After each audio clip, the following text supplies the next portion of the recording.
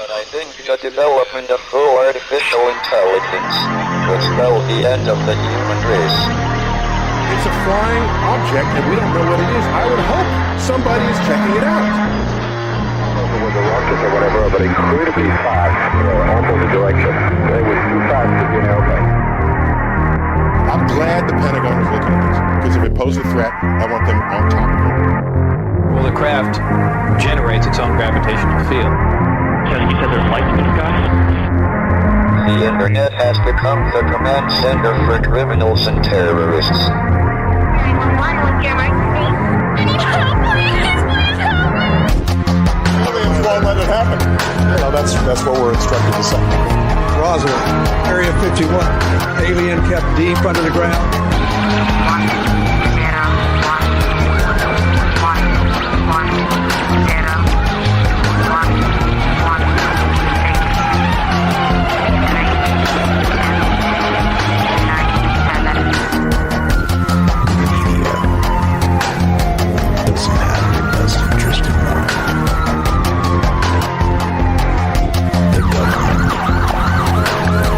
self-serving. You're here for a reason. You're listening to Troubled Minds Radio.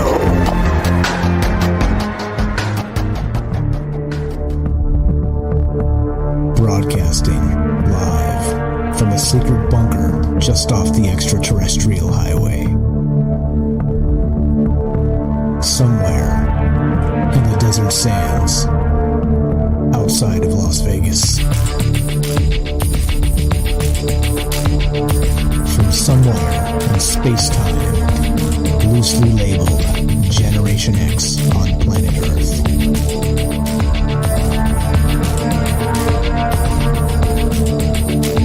And asking questions of you in earnest. Into the digital darkness.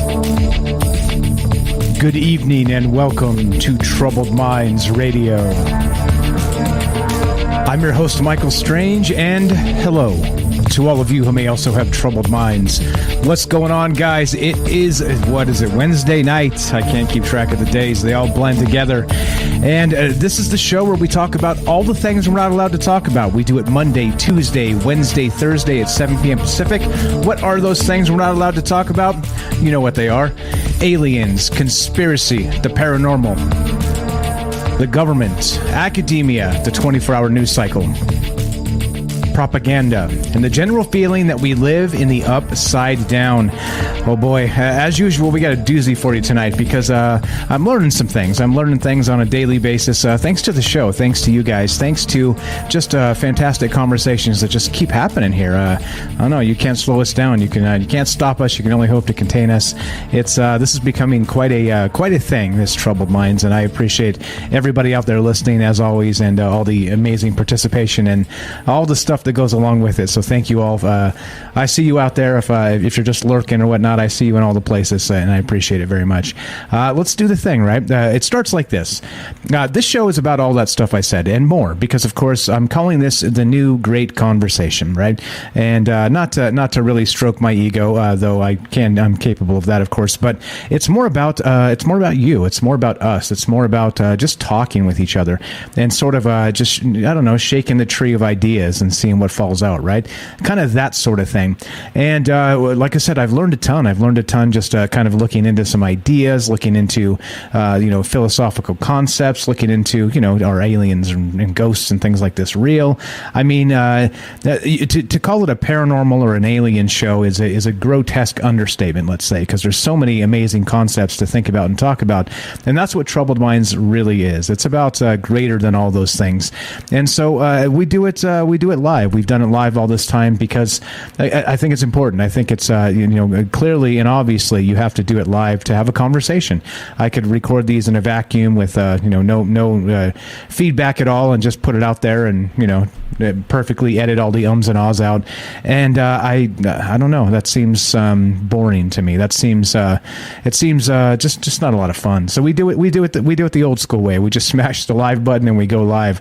And so as you know, we're streaming on, of course, Rockfin, YouTube, D Live, and Twitter, and we're broadcasting live on the Fringe FM. And we're taking your phone calls. And tonight we're going to discuss this idea. Right? There's a pretty wild idea called the Transcension Hypothesis. We'll get to that in just a moment, but it's a wild idea. We're gonna get you guys have heard of the Fermi paradox, right? Where are all the aliens? They should be.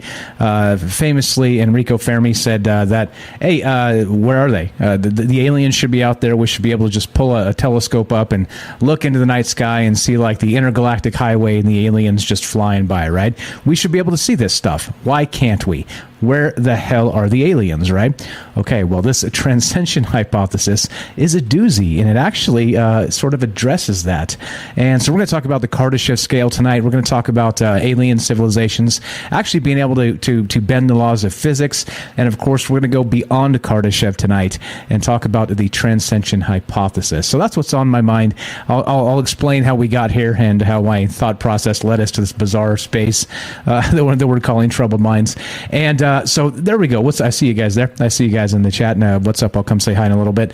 Rockfin is now popping over there. So okay. So look, this is what's going on tonight. That's the way we do this. Like I said, we do it live in all those places. We are broadcasting on digital radio. That would be the Fringe FM, and the Fringe FM is free. All right. It's one of those things. It's fantastic. It's great that it's there. Great programming. I'm on Troubled Minds. We're on Fringe. Ryan Gable. We got of course Joe Roop. Just Rogies over there. So many great people, and they're broadcasting, and well, it's free. But at some point, somebody does have to pay the bill. So if you can, let's say Fringe needs a little bit of help right now. And if you can spare a few bucks, fringe.fm/donations, I'd appreciate that very much. So, all right, let's do it. Let's get to it. If you want to be part of the show, 702-957-1037. That's 702-957-1037. Click the Discord link at troubledminds.org. We'll put you on the show. Okay. Look, now this is where this began, all right? As usual, there's usually a starting point for me. And this was a fantastic starting point, actually. Let's begin here. This is from Big Think, and I'm really liking BigThink.com more and more and more because they have very Troubled Minds-esque sort of articles, great pieces to start conversations with, and of course that's what this has always been about, right? So look at this. This is pretty wild, and I love the idea. This was May 19th. It says, "Could an advanced civilization change the laws of physics?" And yeah, right. I mean, I think that it's fascinating. It's like, okay, you would expect this to be the case, right? But how advanced? So we're going to get into Kardashev and how that kind of plays into, advanced civilizations and the rest. But then, of course, it gets even more weird. Probably more weird than you'd care to imagine, or maybe not, because you are part of the Troubled Minds fam. So maybe it's not. But let's read some of this. This gets pretty interesting super quickly, right? Do the laws of physics place a hard limit on how far technology can advance, or can we rewrite those laws? All right, that's where this begins. Okay, and let's read some of this. Blah blah blah. Okay, so if you're going to look for evidence of technologically advanced civilizations in the universe, you must start by considering what exactly you might be looking for. This is written by Adam Frank. He says, "My colleagues and I in the NASA-sponsored Categorizing Atmospheric Technosignatures program spend a lot of time thinking about this, but there is a question that haunts me as much as it challenges the project. How far can a civilization go as it advances?" All right. The question relates directly to the Kardashev scale, a topic we have covered before. We've talked about it on Troubled Minds as well. And of course, the Kardashev scale is all about energy harvesting. A Type 1 civilization in Kardashev's scheme can capture all of the energy falling on its home planet. A Type 2 civilization can capture all of the energy generated by a star. And a Type 3 can do the same for an entire galaxy. Harvesting the energy output of a whole galaxy seems pretty advanced indeed. Yet, we could take the idea further. This is where it gets weird. Might there be a Type 4 civilization or a Type 5? Are there any limits at all to the advance of a technological species? And if so, where are those limits found? Any attempt to think along those lines is a speculation of the purest kind, which is the best kind, in my opinion, and very, very, very much in the vein of Troubled Minds and what this is always about, the conversation, right? So it says this individual, again, Adam Frank, is going to do exactly that in this article. We're going to talk about dark matter and some other stuff. So we'll get to this shortly, but I think this is a hell of a spot to start, okay? This is a great place to begin, and the question for you is tonight, as always, right? This is the question show. This is not the answer show. And so the questions for you tonight, we got some questions, right? Number one, this is the first question. Could an advanced civilization change the laws of physics? All right. And what does that look like? All right. Of course, because if that's the case, we're talking about all kinds of stuff. We're talking about like the most wild science fiction you can possibly imagine, and even beyond that. We're talking about portals. We're talking about bending space-time. We're talking about maybe dipping outside of reality itself and maybe, let's say, forming or transforming said reality for yourself or for others, right? I mean, this becomes literally the speculation of like Marvel comics and beyond. It's crazy stuff, right? So that's the first question, right? Do you think that an advanced civilization can reach the point where they actually can change the laws of physics to suit themselves, to suit their civilization, to suit maybe interstellar travel, to, who knows, to maybe, let's say, transcend out of our reality entirely, right? Something like this, which is we're going to get to tonight. But that's what's on my mind. That's the first question, okay? The second question is, like I said, what does it look like? What can you imagine as far as the most advanced technological society ever? What does it look like? What is it controlling? Is it becoming, and this is what's so fascinating about these conversations to me, is that when we're talking about technology, right, back to the Arthur C. Clarke and, technology and magic are, indistinguishable. It depends on your point of view, okay? And of course that means that if, you're technologically not advanced as a society, as a species, as a whatever, and something comes that is, you're going to think it's magic. It's not. It's technology, but to the uninitiated in technological aspects and perspective, it seems like magic, okay? So how big and how deep does this magic go and get, right? What does that look like? That's the second question, right? How deep does this magic, technological magic go, and what does it look like, all right? And the third, we're going to get to the third because I haven't introduced it quite yet, but do you think it's possible that in terms of, let's say, a technological civilization advancing to the point where they do actually ascend outside of our reality, and maybe that's where actual evolution of a species or let's say a civilization itself actually leads us to what's known as the Transcension Hypothesis. We'll get to that. We'll get into that a little more in depth to make a little more sense, and I'll ask that question later. But what do you think this looks like? Again, those questions are where we begin tonight. If you want to be part of the show, love to hear your thoughts. 702-957-1037. That's 702-957-1037. Click the Discord link at troubledminds.org. Real quick, too, as an aside, I'm wearing this nice black Troubled Minds cap.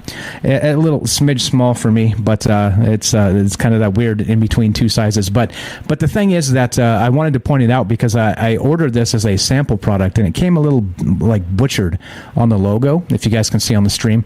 If not, it was not perfect. It was not a perfect cut of the logo on the hat. So if you guys do order something from the Troubled Minds store and want to support the show, again, troubledfans.com is where you would go to get hats and shirts and Troubled Minds merchandise. But if something comes and it's got poor quality or something to that effect, there is a phone number that they put inside the box when you get the this stuff. I actually went through the process. Mrs. Strange actually did, and they'll just replace it. So if you get something poor quality, don't worry about it. It will actually be replaced. They're sending me this exact hat done. You can't really see the imperfections on it on the camera, but trust me, it's there. It was kind of a botch job when they made it. But if you do buy merch, just to let you know, it is backed up and guaranteed to be good quality. And if not, they'll send you another one. So the print on demand, folks. So there you go. Just so you know, just as an aside for that. But okay, so that's where we're at tonight. We're talking about the Kardashev scale, talking about this Transcension Hypothesis, and what the hell does that even mean? And of course, right, back to those questions. So I find it pretty fascinating, of course, in not just terms of magic and technology that we talk about all the time, right? Sort of the technological divide between, and not just let's say how we view technology, but how it kind of intersects with the woo, right? The space poltergeists and stuff, right? So at what point is it kind of mixes and matches, and it gets together. So anyway, that's just there we go. Let's back to this article, right? Like I said, 702-957-1037. We're going to talk about Kardashev a little bit and the rest of this. But listen to this. Kardashev envisioned, this is back to the Big Think article, Kardashev envisioned civilizations that are still subject to the laws of physics. The universe gives these laws to them just as they are given to us. We cannot change these laws. We can only use them more or less efficiently. But what if a civilization becomes so advanced that it can, in fact, change those laws? This civilization would have gone well beyond merely harvesting energy. The very nature of energy itself, with established rules like energy conservation, would be subject to revision within the scope of engineering. Astrophysicist Caleb Scharf explored this kind of question in a piece entitled, "Is Physical Law an Alien Intelligence?" The plot thickens, right?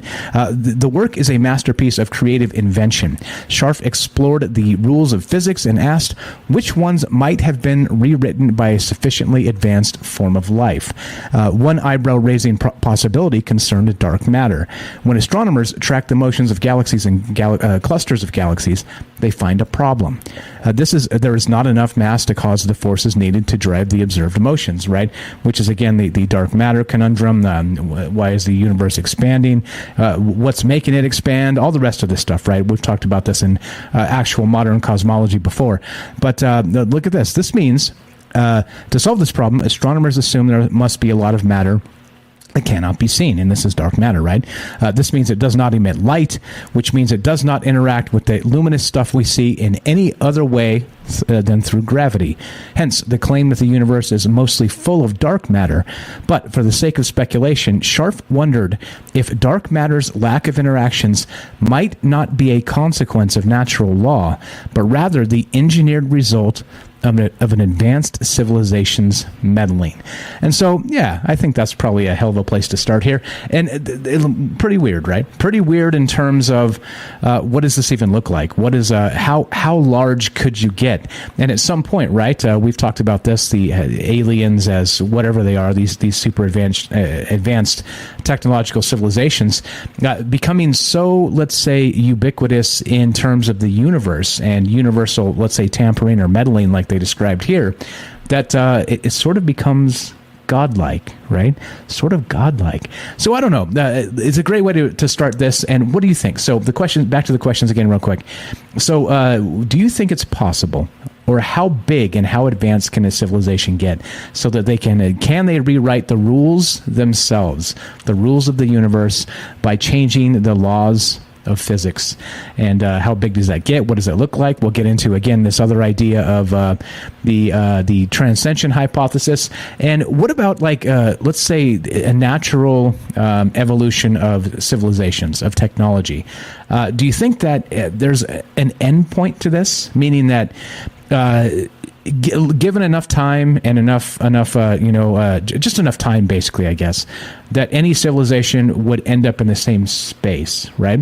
Meaning they would sort of maybe transcend out of our galaxy or out of our universe, even into some other place. Is that what's going on here? I think it's fascinating, worth thinking about, worth talking about. It's going on, guys? Hope everybody's well. So love to hear your thoughts. 702-957-1037. So there's a few more, right? There's some other stuff that I saw too that kind of fits into this. And speaking of alien life, of course, not just technologically speaking, I think if we look at it in terms of what these aliens may even be, okay, what will they look like? And there's some pretty good stuff. This is that paper by Caleb Scharf here, and he's discussing. Will alien life be recognizable? And I think that's another one we can add to the wrinkle here. We've talked about, maybe the universe itself is actually conscious.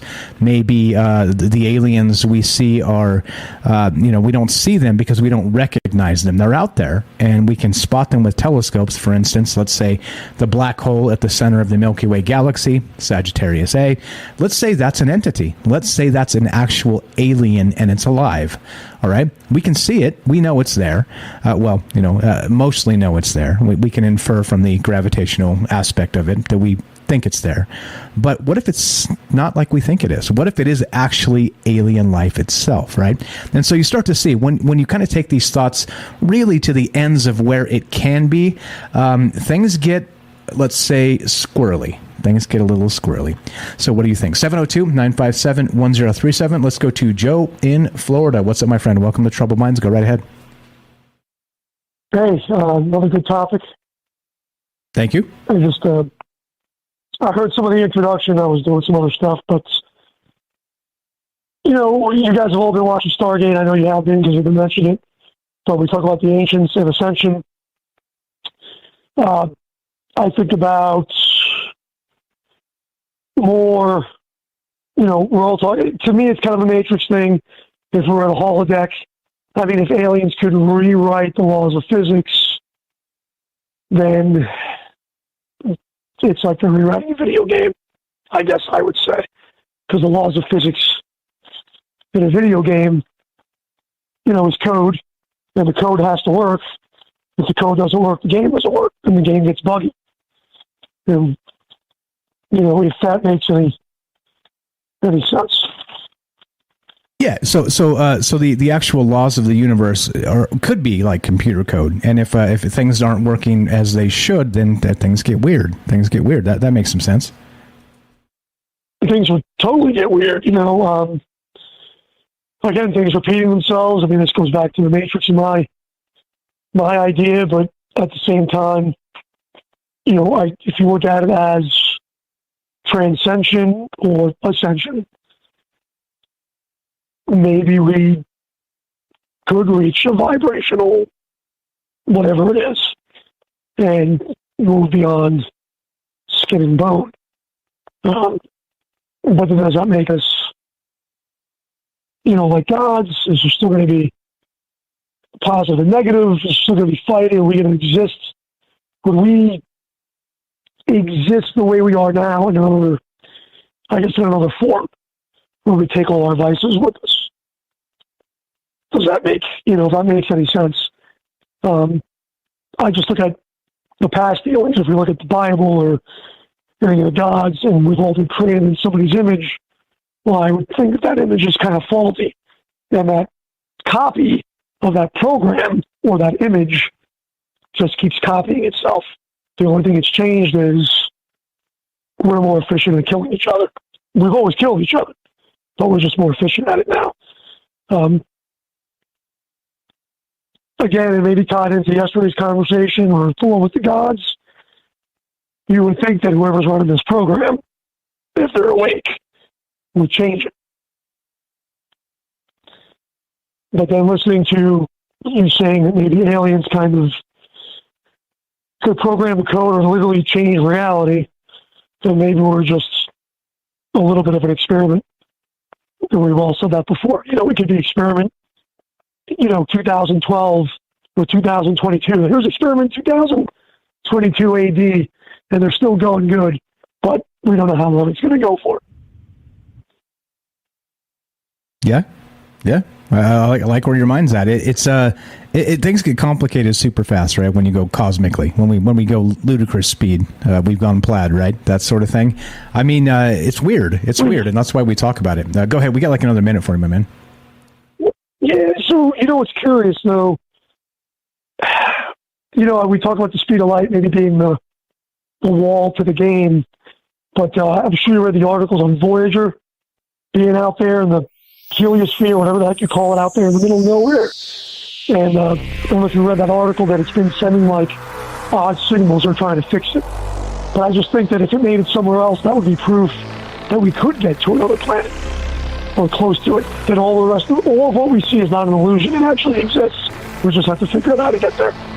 Exactly right. I appreciate the phone call, man. As you know, we're out of time. Joe in Florida, always a pleasure. Thanks for listening. Thanks for the call. Have a fantastic night, bro. Good night, guys. Thanks a lot. 702-957-1037. That's 702-957-1037. This is Troubled Minds. I'm Michael Strange. Don't go anywhere. More Kardashev scale, the Transcension Hypothesis, and your calls when we return. Be right back.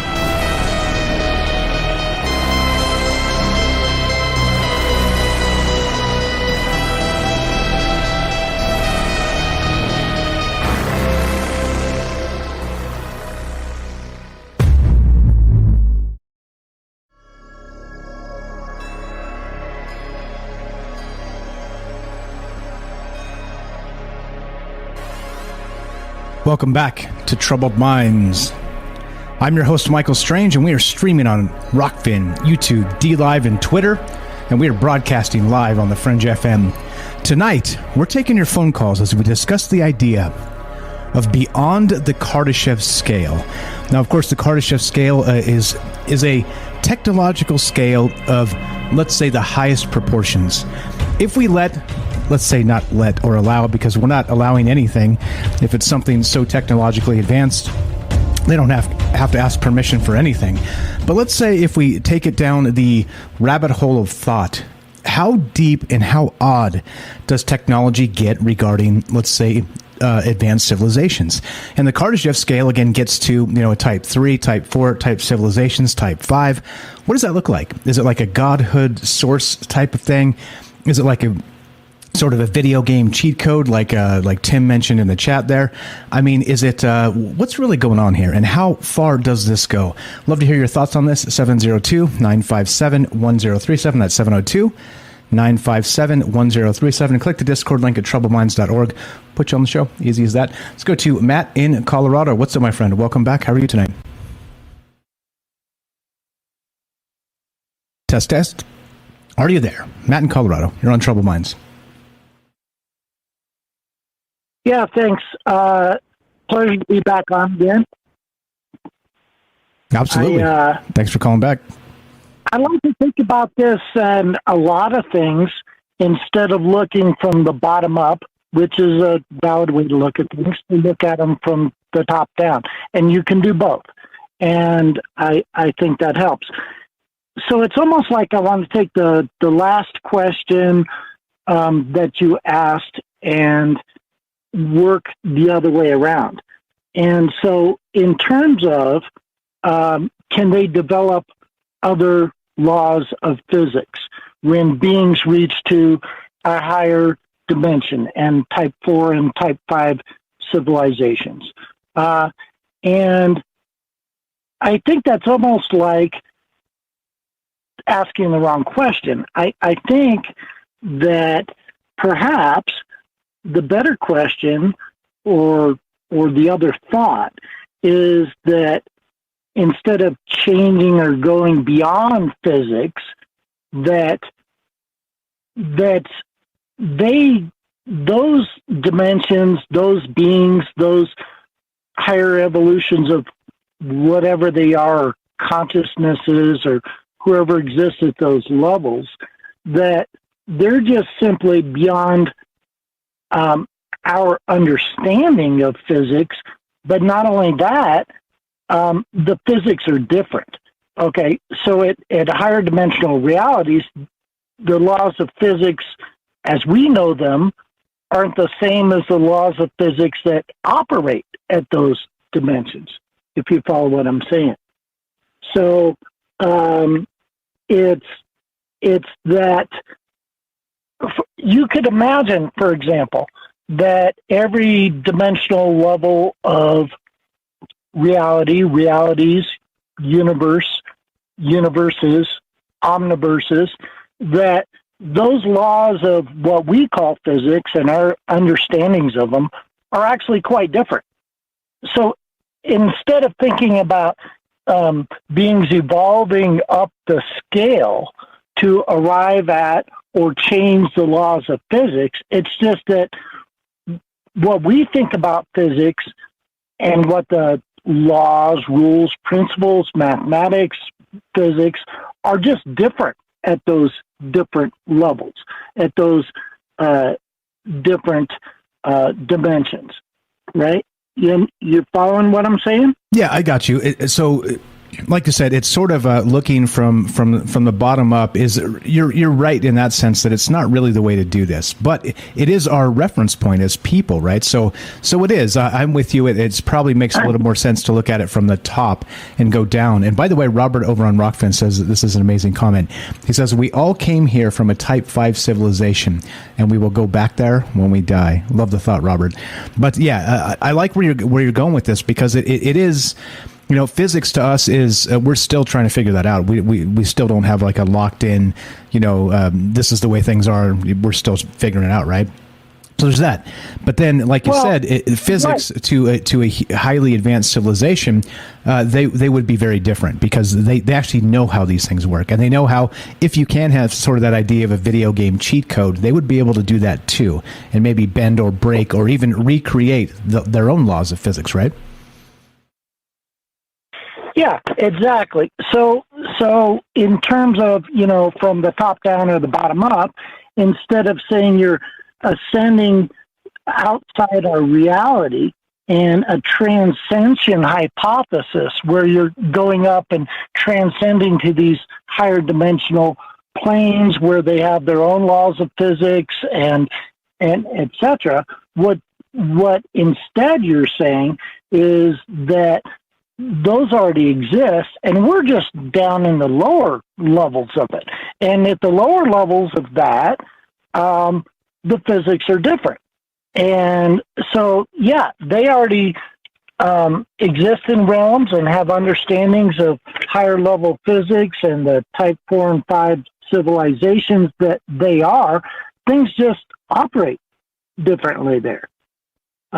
So those are beyond our understanding of physics, but also the point is, I think, is an important point for our third-dimensional reality, third-dimensional dimension, and the physical stuff, the things through the five senses, and our scientific instruments, is that physics, for the most part, operates like we think it operates. I mean, we're correct.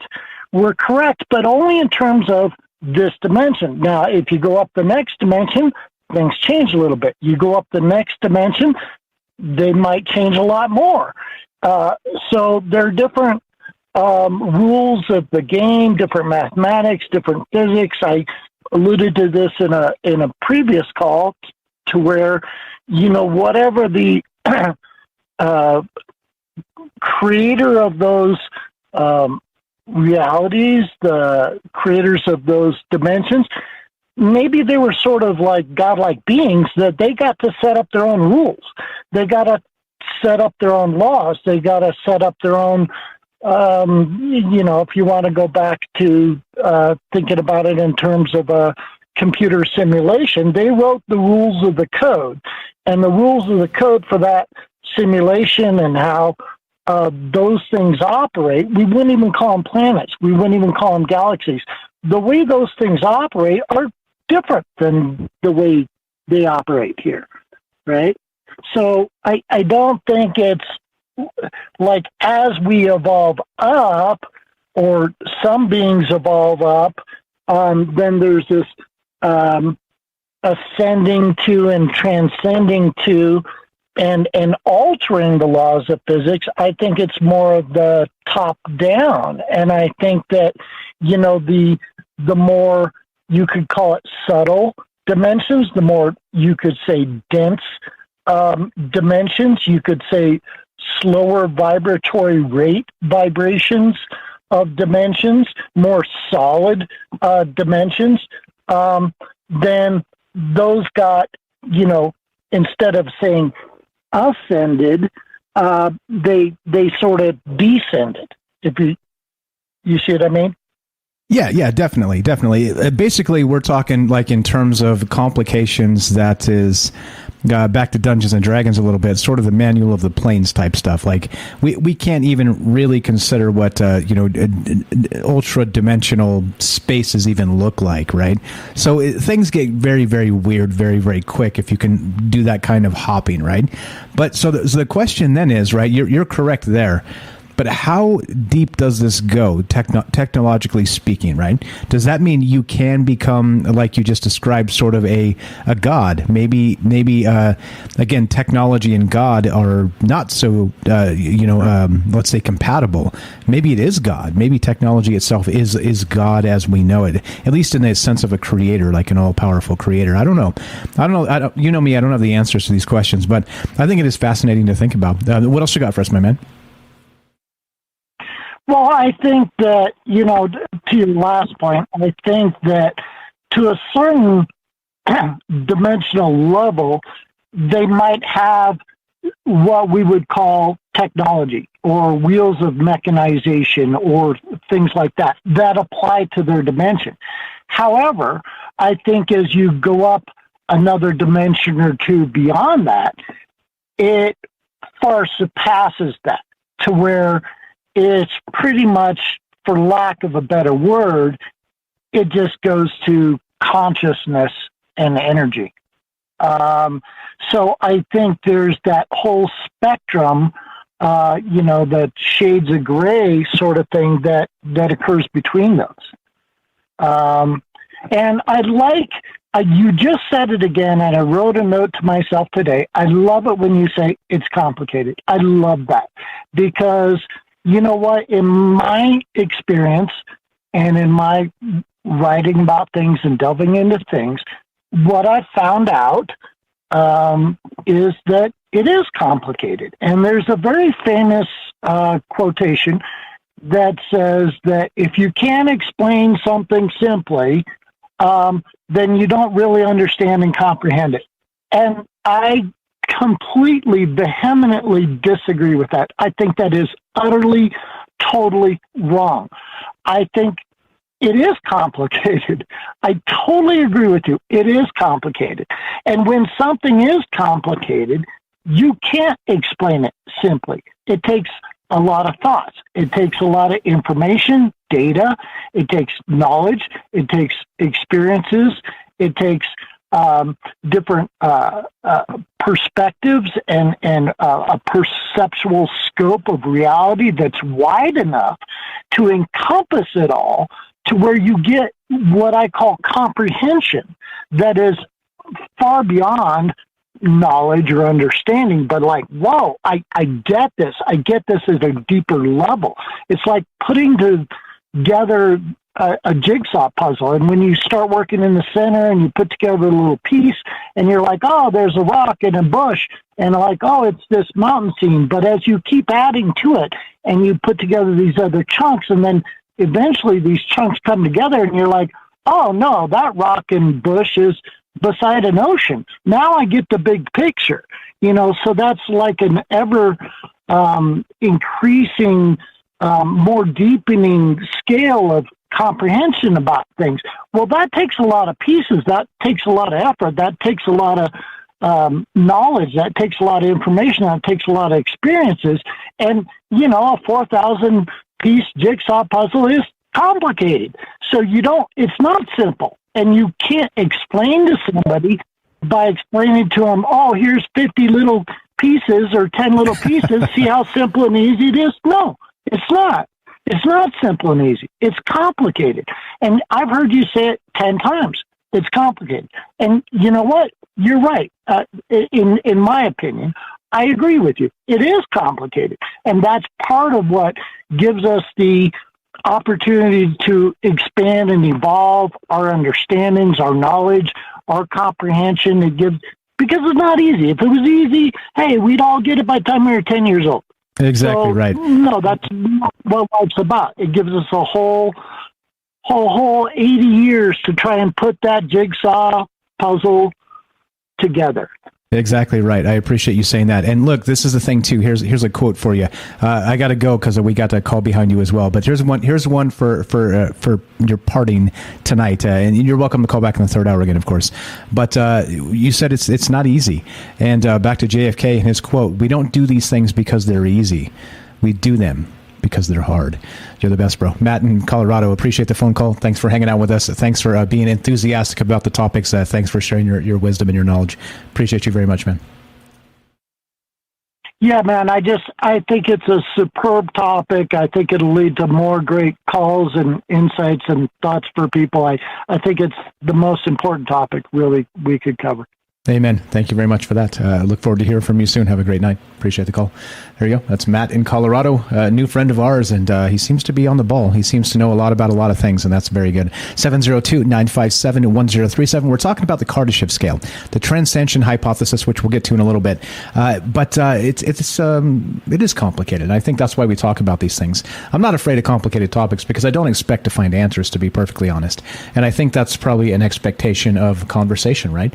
If you can throw out that idea of, well, we expect to find an answer tonight, well, then you may be disappointed, right? If you think that. But if you can throw that out, well, then maybe not. So there you go. Looking to hear from you. Let's go to James in Michigan. Thanks for being patient, my friend. James of Salcedo Paranormal. Welcome to Troubled Minds. Are you there? Test 1 2. I'm here, but I want all the answers. Come on now. Hey, come on, man. I do too. I mean, if you can find an easy way to get him, James, I'm in. I'm in, bro. What's going on? How are you tonight? Okay. Just great topic. This reminded me, I've been listening to the audiobook of the Martian Chronicles lately. And there's this one part, and it won't even ruin anything if I talk about it, because it's not even the story exactly that I'm focusing on here, where in this book, some of the Martians are basically orbs. They're basically these blue orbs that don't have regular physical bodies. They're just made of energy. They're not ghosts. They're not dead.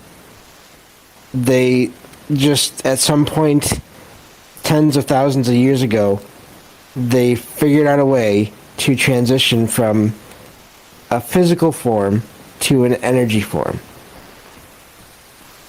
And so, given the age of, or at least from what I understand, the supposed age of everything, of the universe and everything, maybe it seems to make sense in a way that could have happened.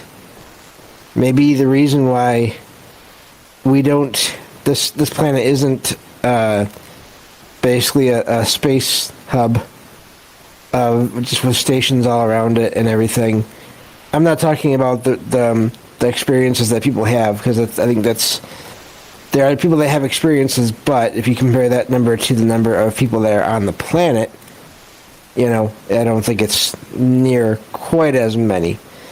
But I think so basically, what if that is true in a way, and the reason why, we don't have, let's say, a Federation of Planets or whatever, like from Star Trek, is because some of these other planets, these other species from other planets, have already advanced even beyond technology that we think of as nuts and bolts.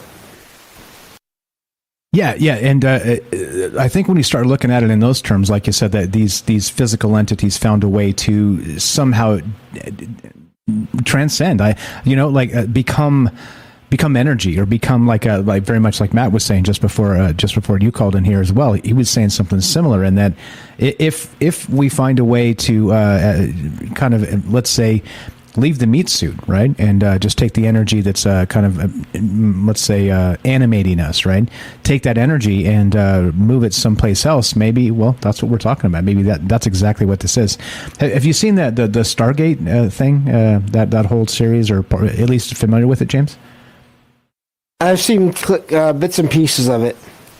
Yeah, just like Joe was saying too. So there's an idea there that they have. Again, we talked about the warring pantheons not too long ago, and that whole idea, right, and how they were sort of adopted by aliens and all this other stuff, right. But in that series as well, they have what are known as the ancients, and that's what Joe was talking about on the first call tonight. And basically, it's exactly that. It's sort of like the ancients are no longer there, because they're no longer in this universe, because they've ascended to something higher. They're just gone. But they did leave remnants of their technology and whatnot, sort of that people are still trying to find for, of course, military purposes, because what the hell else do we do, right? I mean, we just try and find technology for military purposes. But the crazy, interesting, lovely idea of maybe that's where actual... where we're fated to be, meaning that the end of evolution may be that ascension process. Pretty wild stuff, huh? It is, and that it comes up so much in so much fiction, and as well. Again, that's where all those ideas come from, So yeah, no, great calls tonight already. I think I'll just stick around and listen, and then later on, if I think of anything, I'll let you know. Okay, you got it. You're welcome to stay right there, of course. And James here, good friend of mine, good friend of the show. He's got a podcast called Salcedo Paranormal. Check it out. Link is in the description down below. He does 5 nights a week, talks about paranormal stuff and book reviews. He's talking Lovecraft and Stephen King and all kinds of cool stuff. Do check it out. James is a good dude, and go hang out on his Discord server and check out one of his podcasts live. He does them live as well. So appreciate you, my friend. We'll get back to you whenever you're ready, and we're doing the thing. We're talking about this idea, beyond Kardashev, the Transcension Hypothesis, right? That's what I'm calling this tonight, because it's this. Let's do this real quick. Let's tell you what this is. I keep kicking the can down the road. This is from Science Direct, and it's exactly this, right? The Transcension Hypothesis is sufficiently advanced civilizations invariably leave our universe, all right? And that's the idea here, right? So they say that let's see, straight from the paper. The Transcension Hypothesis proposes that a universal process of evolutionary development guides all sufficiently advanced civilizations into what may be called inner space, a computationally optimal domain of increasingly dense, productive, miniaturized, and efficient scales of space, time, energy, and matter, and eventually to a black hole-like destination.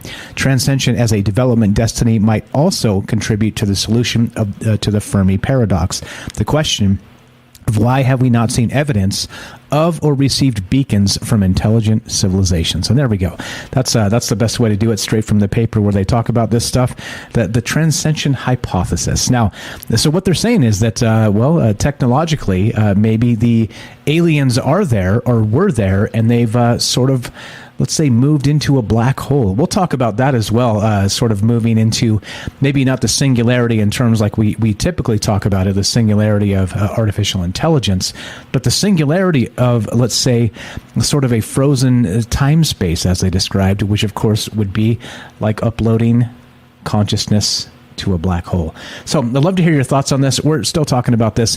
What do you know about the Kardashev scale? And again, what happens when let's say a civilization becomes so technologically advanced that they sort of ascend? What does that look like? What do you think that, are we all destined for this? Or is this maybe reserved for a particular type of, let's say, entity or civilization or individuals? Or I have no idea. I wish I had answers. I don't have answers here. I think it is a fascinating thing to think about and a fascinating thing to talk about. So here we are doing it. So love to hear your thoughts on this if you want to be part of the show tonight, part of the discussion. Talking about, again, the Kardashev scale, the Transcension Hypothesis. Where does this end? Or does it end? Are we stuck in some sort of video game type loop that, we can only define as a video game because our brains cannot handle what's actually out there? Or is it something else? Love to hear your thoughts. 702-957-1037. That's 702-957-1037. A fantastic call so far. Thank you to Joe, Matt, and James. Looking to hear from you guys tonight as well. Are we all destined eventually, even technologically speaking, to ascend into, a black hole? There you go. That's what's on my mind tonight.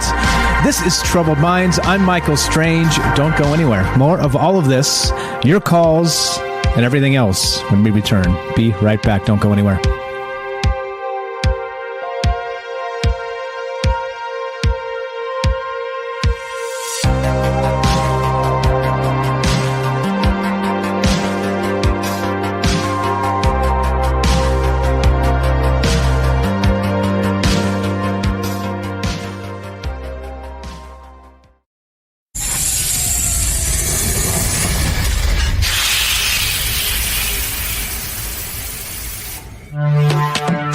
We are talking about the alien abduction phenomenon.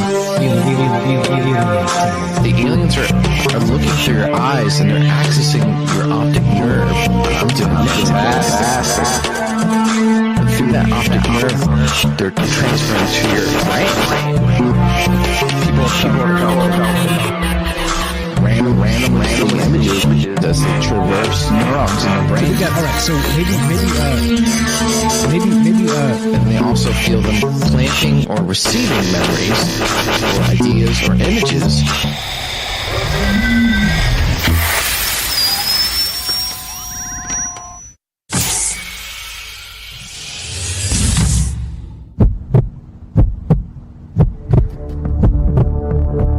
Broadcasting live from a secret bunker just off the extraterrestrial highway.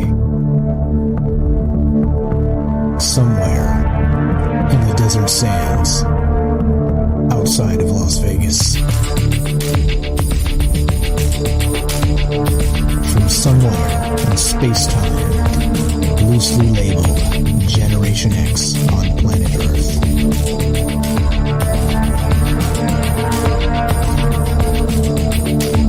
And asking questions of you in earnest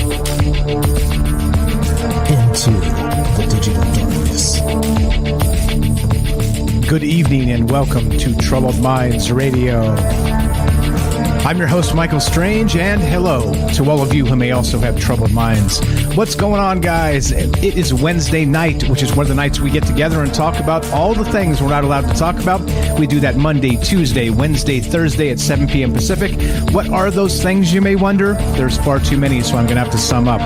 Aliens, conspiracy, the paranormal, the government, academia, the 24-hour news cycle, propaganda, and the general feeling that we live in the upside down.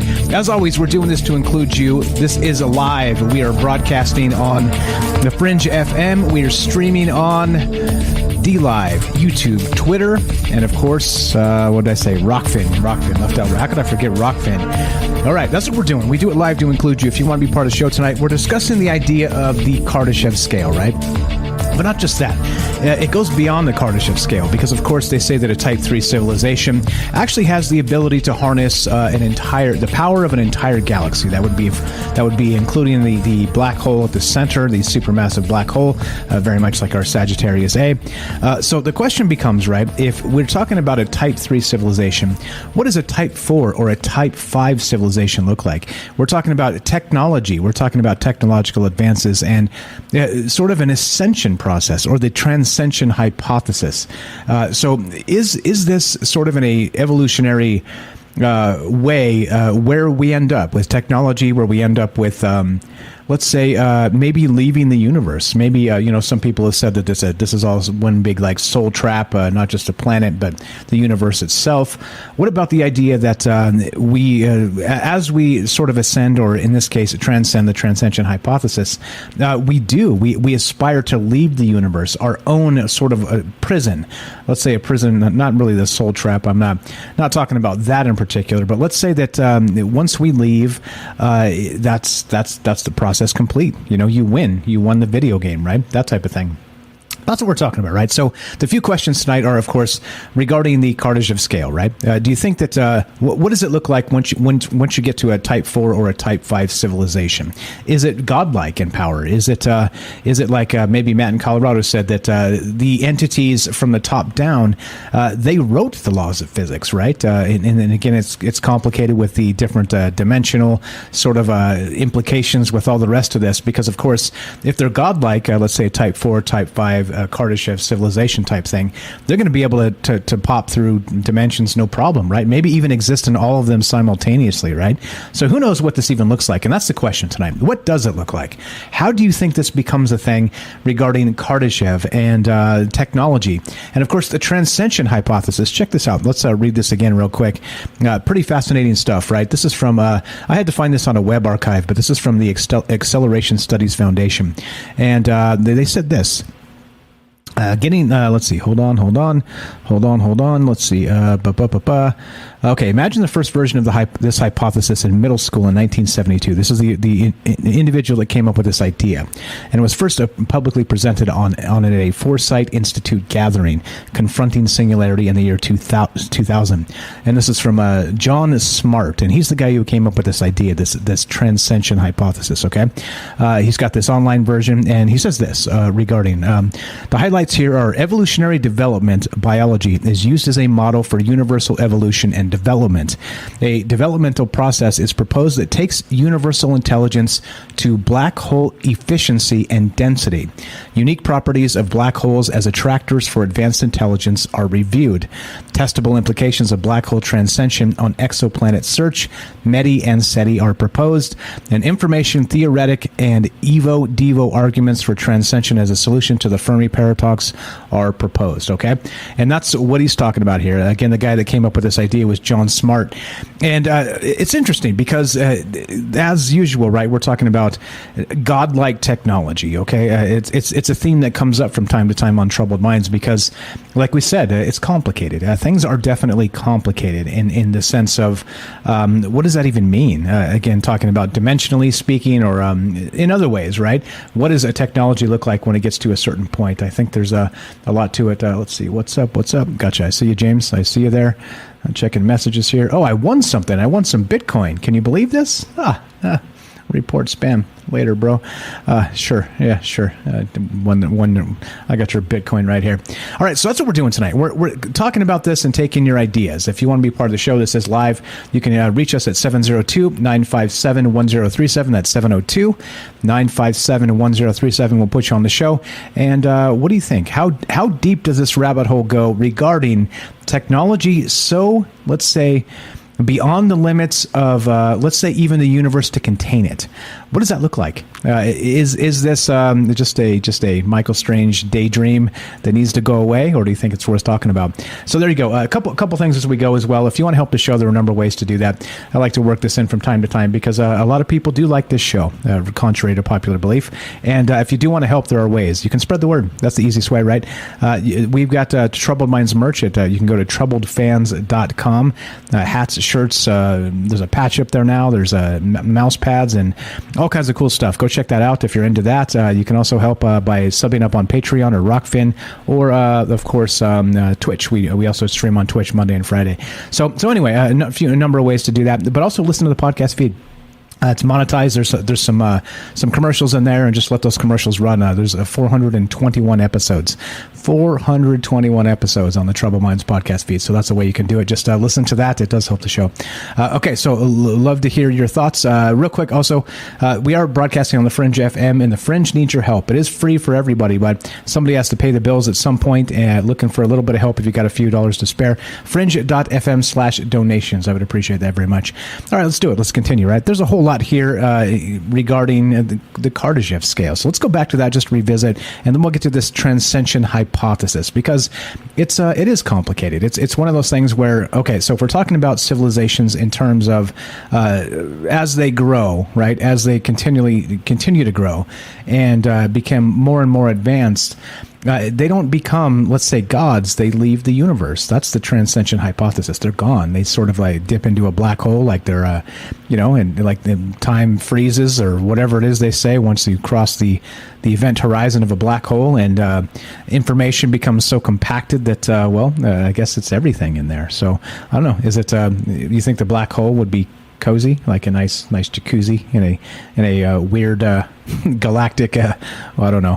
Whatever. I lost the funny thing there. I had a funny thing, but I lost it. Anyway, so that's what we're doing tonight. And if you want to be part of the show, 702-957-1037. Let's go back to this. All right. So now this gets even more weird. This is from TuringChurch.net. Okay, and this is where this starts to get super bizarre, because it is the idea of sort of uploading consciousness, or uploading, let's say, that transcension or the ascension process of our consciousness, whatever that happens to be and how you define that, into a black hole itself. Okay, and that's what this is about. Listen to this. This is pretty wild, right? According to the Transcension Hypothesis, advanced civilizations in the universe learn to control space, time, energy, and matter at increasingly small scales and high densities. Advanced civilizations migrate to these inner spaces and eventually to black holes, which are ultimate high-density, high-performance substrates. Can I say that appropriately? Substrates for intelligent life. So we've got this. This is the individual that's adding on to this. Again, Giulio Prisco is this guy's name, written in October of 2020. But he says, Smart is the guy who wrote this. He says his response to the Fermi paradox is that we don't see ultra-advanced alien civilizations because they're confined inside black holes.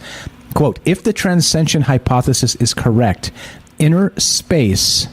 let's see. Inner space. Here it is. Inner space, not outer space, is the final frontier for universal intelligence. He says, our destiny is density. Oh, isn't that adorbs? That's very cute. But what do you think, okay, regarding this? Do you think this is the way of things? Do you think that aliens have sufficiently evolved technologically speaking that they're actually inside of black holes now? Maybe that's the idea here, right? Let's read a little bit more. The late lamented John Barrow classified alien civilizations by their ability to control STEM scales and densities all the way down to the Planck scale, explains Vidal. And again, the STEM is going to be, what is that? It's control space, time, energy, and matter. That's STEM, S-T-E-M. So here we go. Quote, what are the densest objects in the universe? All right, is the question. Black holes, they say. They are fascinating attractors, not only because of their staggering gravitational field, but also because they offer the greatest potential for an intelligence. Back to the idea of black holes as some sort of sentient intelligence. Cthulhu out there? Where's Derek when you need him? This short outline doesn't do justice to the Transcension Hypothesis. It says, of course, if you want to know more, follow some of these links. I've got these links in the description down below. You guys can check this stuff out if you want to read it. But in a recent paper titled Black Holes as Brains, Gia Diwali considers the potential similarities between the underlying mechanisms of the enhanced memory storage capacity in black holes and in brain networks, and an artificial quantum neural network based on gravity-like synaptic connections. Is this preliminary transcension research? And there you go. Like I said, it gets complicated, doesn't it? The more you dig into this, the more I'm fascinated by it. I love this idea that maybe the aliens themselves did actually evolve to a point of technological superiority, that they just left the universe. They just dipped into a black hole, and that's exactly maybe where they're at. What are your thoughts on that? 702-957-1037. That's 702-957-1037. We'll push you on the show. It's as simple as that. James, are you still there? You got anything on that? The idea that black hole is our destiny is density. That's such a cute little writer's thing. Oh, that's because, and this is just me, but I always associated any kind of advancement of civilization, species, whatever, with a decreasing density. Again, going towards that idea of just being some kind of an energy field. But so this idea of black holes, of density going the other way, of it being greater density being better or more optimal, and then filling black holes that way, that just makes me wonder, though, then does that mean when black holes form or dissolve, is that happening because they're being controlled by civilizations that are using them as portals to appear in an area, stay there for however long, for whatever purposes, and then eventually, once they're done, whatever they're doing, they dissolve it. And of course, then the question is, where does that go? But so that's my question about that is what do the formation and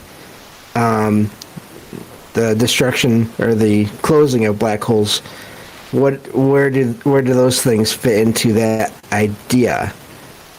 So yeah, that's what I'm wondering. Yeah, pretty nuts, right? And so I don't know. That's a good hell of some thoughts there, and a great question. I don't know, and you're right in terms of I think density is the thing that we're told is supposed to be bad, right? It's like they're saying that it's sort of it's what keeps us from going the speed of light, right? The faster you go, the more dense the object becomes. So it seems like it's a negative thing in terms of, right, barriers, breaking barriers and whatnot, because just the way the universe handles that density situation. But if we're talking about like the most dense object in the entire universe, and they say it is like a supermassive black hole, right? Is it? I don't know, like I was trying to say, some sort of a galactic spa where the aliens hang out or something? I don't know, man. Like starts to get super weird with this. But I do love the idea of the Transcension Hypothesis. And again, back to the ancients, right? Back to the ancients of Stargate. If you guys have seen that series, they're gone. Like they know they exist because they left their technology, but they've literally just moved out of this realm or space.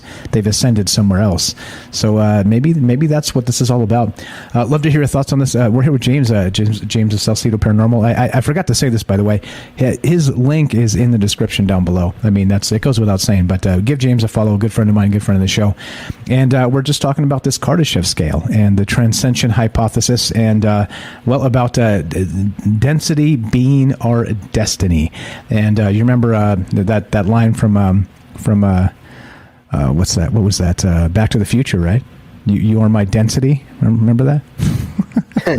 Only because I've heard it here, actually. Okay, all right. Yeah. All right. Yeah. So there it is, James. Maybe this is our density. I don't know. What do you guys think? 702-957-1037. Click the Discord link at troubleminds.org. There's more. There's always more. Tons of stuff to get to. So I was trying to think in terms of, let's say, what like super advanced technology would look like to us as people, right?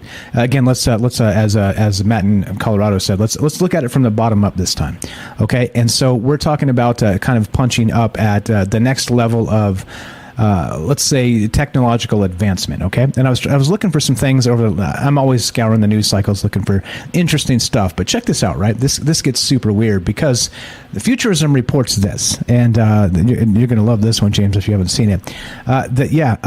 Scientists create holograms that you can touch.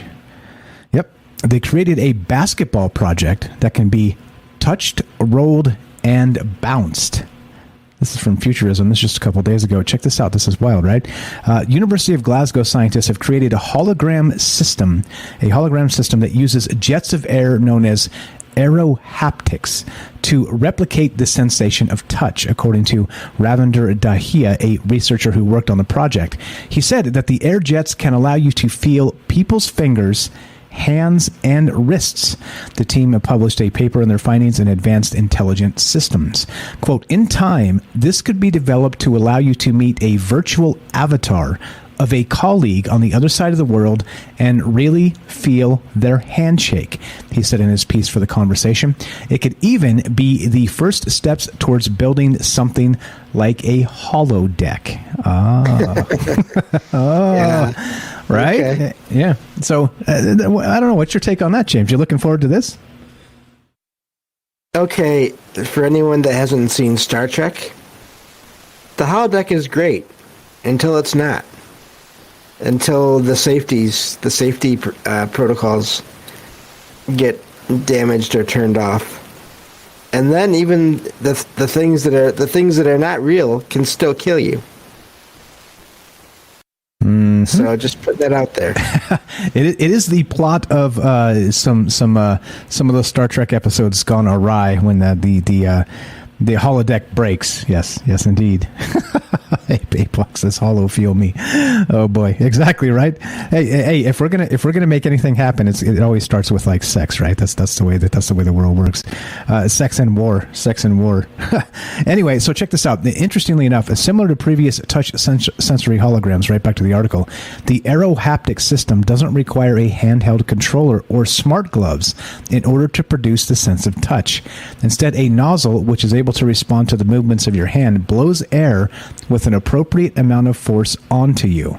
And the team here that tested this with an interaction projection of a basketball, which he said can be convincingly touched, rolled, and bounced.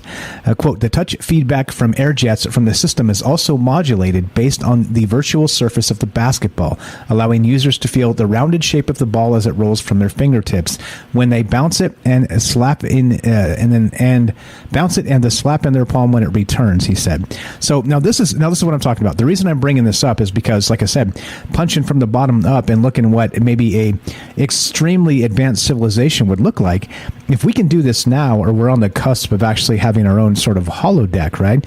I think it starts to open the question of, are we actually living on a holodeck already, right? I mean, this starts to get super wild, super fast, because we're fast approaching some of this like space age technology, right? It seems to be right around the corner in many cases. Yeah, and there are that gets into other things as well. If you think of the idea of pictures and or out of place artifacts that are things that are discovered deep underground, sometimes even in coal, I believe, that are like basically look like shoes, like modern day shoes, or I think different mechanical parts. I think spark plugs. This is all coming from something I saw years ago, but if that kind of, to me, in a way, that could suggest that whole idea of maybe there was some kind of glitch and that's how that stuff ended up there.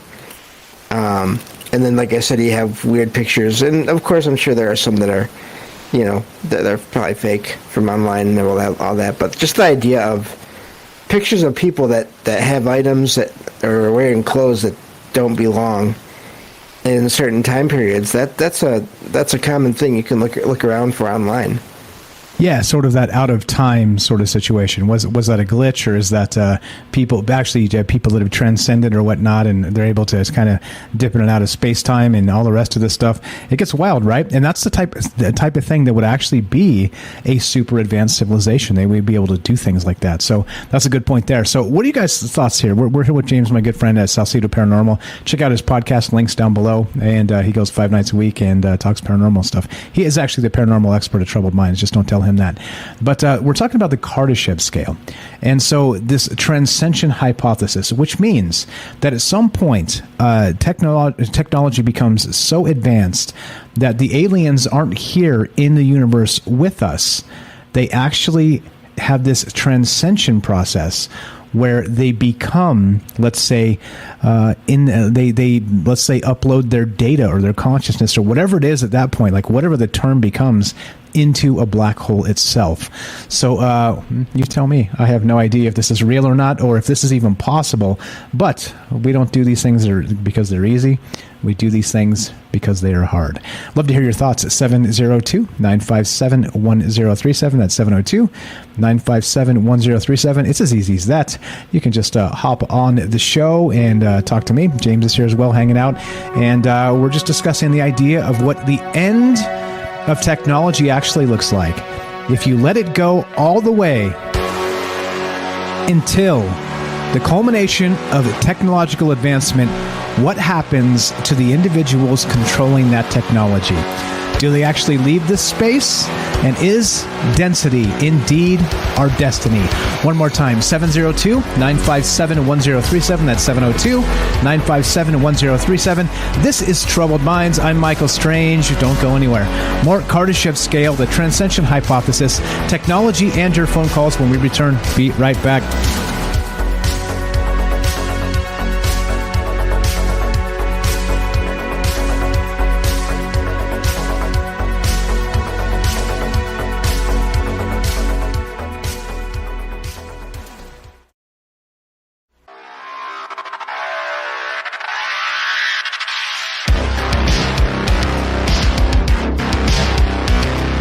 Welcome back to Troubled Minds. I'm your host, Michael Strange, and we are streaming on Rockbin, YouTube, DLive, and Twitter, and we are broadcasting live on the Fringe FM. We're taking your phone calls tonight as we discuss this idea. Beyond the Kardashev scale, talking about technology so advanced it becomes godlike or beyond. What does that look like? Where do you think the aliens have gone if they've achieved this level of technical superiority, right? There's a thing called the Transcension Hypothesis that suggests the aliens themselves became so technologically advanced they actually left this universe. What do you think? Love to hear your thoughts on this. We're here with James of Salcedo Paranormal talking about this and all the things. 702-957-1037. That's 702-957-1037. We'll put you on the show. It's as easy as that. You can also click the Discord link at troubledminds.org. And there we go. There we go. What's up, James? You still there? How you feeling, buddy? Yeah, I'm good. Doing okay. And great topic, great calls so far already. And I'm really enjoying this topic. Just the idea of black holes as portals. Yes, indeed. Maybe that is some other dimension or universe that they're going to if they're opening and closing at the request or at the basically manipulation of alien civilizations. That would, because if you think about that, there are things that get destroyed when they go into black holes. So then you have to wonder is that kind of some kind of a defense mechanism to keep things that or even other civilizations from going in there and using what may be another civilization's own doors. Maybe that's something to do with some of that as well. Yeah, and then so the question becomes if they're going into these portals and they've because look, we're talking about like a civilization so advanced that the technology is godlike and that they could farm the energy from a black hole. And technically speaking, right? I mean, we here on Earth we could, if we get our stuff together as people, we can be sustainable energy and kind of farm the tides, just as simple tides for energy and things like this, right? Instead of doing all the dumb stuff we're doing with the oil and all the rest of this that just seems to never end. But I mean, in those types of like basic simple terms for us, that would be a huge thing, right? Just kind of harnessing the natural power of the earth itself without, kind of being damaging the actual sustainability. But in a larger sense, right, not just with gravity and the rest of that we can kind of harness for power here. Imagine being able to harness the power of a supermassive black hole.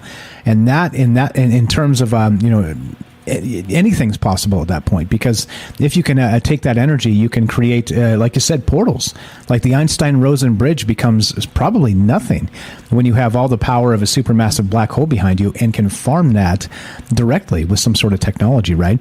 And so the question becomes then, as you said, if you go into that black hole, right, the standard model says it'll destroy you. It'll tear you apart, right? But of course, we're talking about an advanced civilization that would have some sort of way to counteract those really terrible forces, and I don't know, like be able to just dip their hose into it and get some black hole gas, right? So I don't know what that actually looks like, other than, well, the science fiction, of course. But then, in that sense, where does that black hole go? If the Transcension Hypothesis says that these civilizations actually leave the universe and maybe go into the black holes themselves, what do you think is in there, James? What does that look like? What's, like I said, is it a nice spa in the middle of the galaxy? What the hell's going on inside of a black hole? It's probably just access to another, and I know some people get tired of this word, but some other kind of dimension, some other kind of level of existence that can only be accessed through certain ways, through certain technology that not everyone has. Is all I can think of there. Yeah, it was an unfair question because there's no real good answer, to be perfectly honest, because it sort of stretches the bounds of imagination. And so that's what we're doing here. That's why we're talking about this. If you want to be part of the show, I'd love to hear your thoughts on this. 702-957-1037. Click the Discord link at troubleminds.org. We'll put you on the show. So what do you think? What do you think it looks like on the very end of technology when it becomes so advanced it's godlike or even greater than godlike, whatever that looks like? How does this sort of play? And is it, do you think there's something to this idea of the Transcension Hypothesis, meaning that sufficiently advanced civilizations invariably leave our universe? And this is what they're talking about. This is from the paper, again, straight from Science Direct, and it's fantastic. This goes back to October 2012. And I've never heard of this before tonight. I was kind of digging and looking for some show ideas, and I ran into this and was like, oh, hell yes. This is what we're going to talk about, right? So this is interesting, too, straight from the paper. The Transcension Hypothesis has significant and testable implications for our current and future METI and SETI agendas. If all universal intelligence eventually transcends to a black hole-like environment, after which some form of merger and selection occurs, and if two-way messaging, a send and receive cycle, is severely limited by the great distances between neighboring and rapidly transcending civilizations, then sending one-way METI or probes prior to transcension becomes the only real communication option. But one-way messaging or probes may provably reduce the evolutionary diversity in all civilizations receiving the message, as they would then arrive at their local transcensions in a much more homogeneous fashion. If true, an ethical injunction against a one-way messaging or probes might emerge in the morality and sustainability systems of all sufficiently advanced civilizations, an argument known as the zoo hypothesis in the Fermi paradox literature. And that's an interesting one, too, the zoo hypothesis. We talked about not too long ago that the walls in space, sort of these blockers that are kind of keeping galaxies without a discernible, detectable amount of dark matter, keeping them together somehow. And so we don't know how that works, but it kind of, we were speculating some of that as being maybe a super highly advanced technological civilization was putting up these walls intentionally, these sort of space walls to keep I don't know, things compartmentalized, right? That seems to be super wild. I don't know. What's your take on that, James? That's a hot one. I dig the idea. Yeah, again, just the idea of each galaxy being like a giant version of a cage in a zoo, and then there's how many galaxies out there. Of course, we don't even know what's in those galaxies as far as life goes, so I wonder if there are some galaxies that don't have those walls, or if there are some galaxies that don't have black holes in them or near them.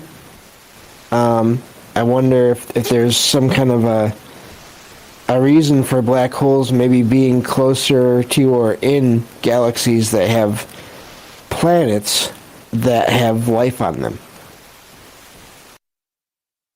Okay, like it's like some of that stuff is maybe intentionally, I don't know, let's say through some sort of intelligent design. I kind of hate the term, but something like this, like it fits everything together with life on planets close to these. Maybe, yeah, maybe like the black hole again is the gate to the zoo, in these certain galaxies that have life on them.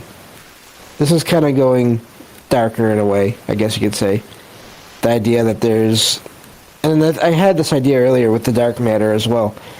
The idea that there's this network that is keeping things together out there, and then you have those walls again.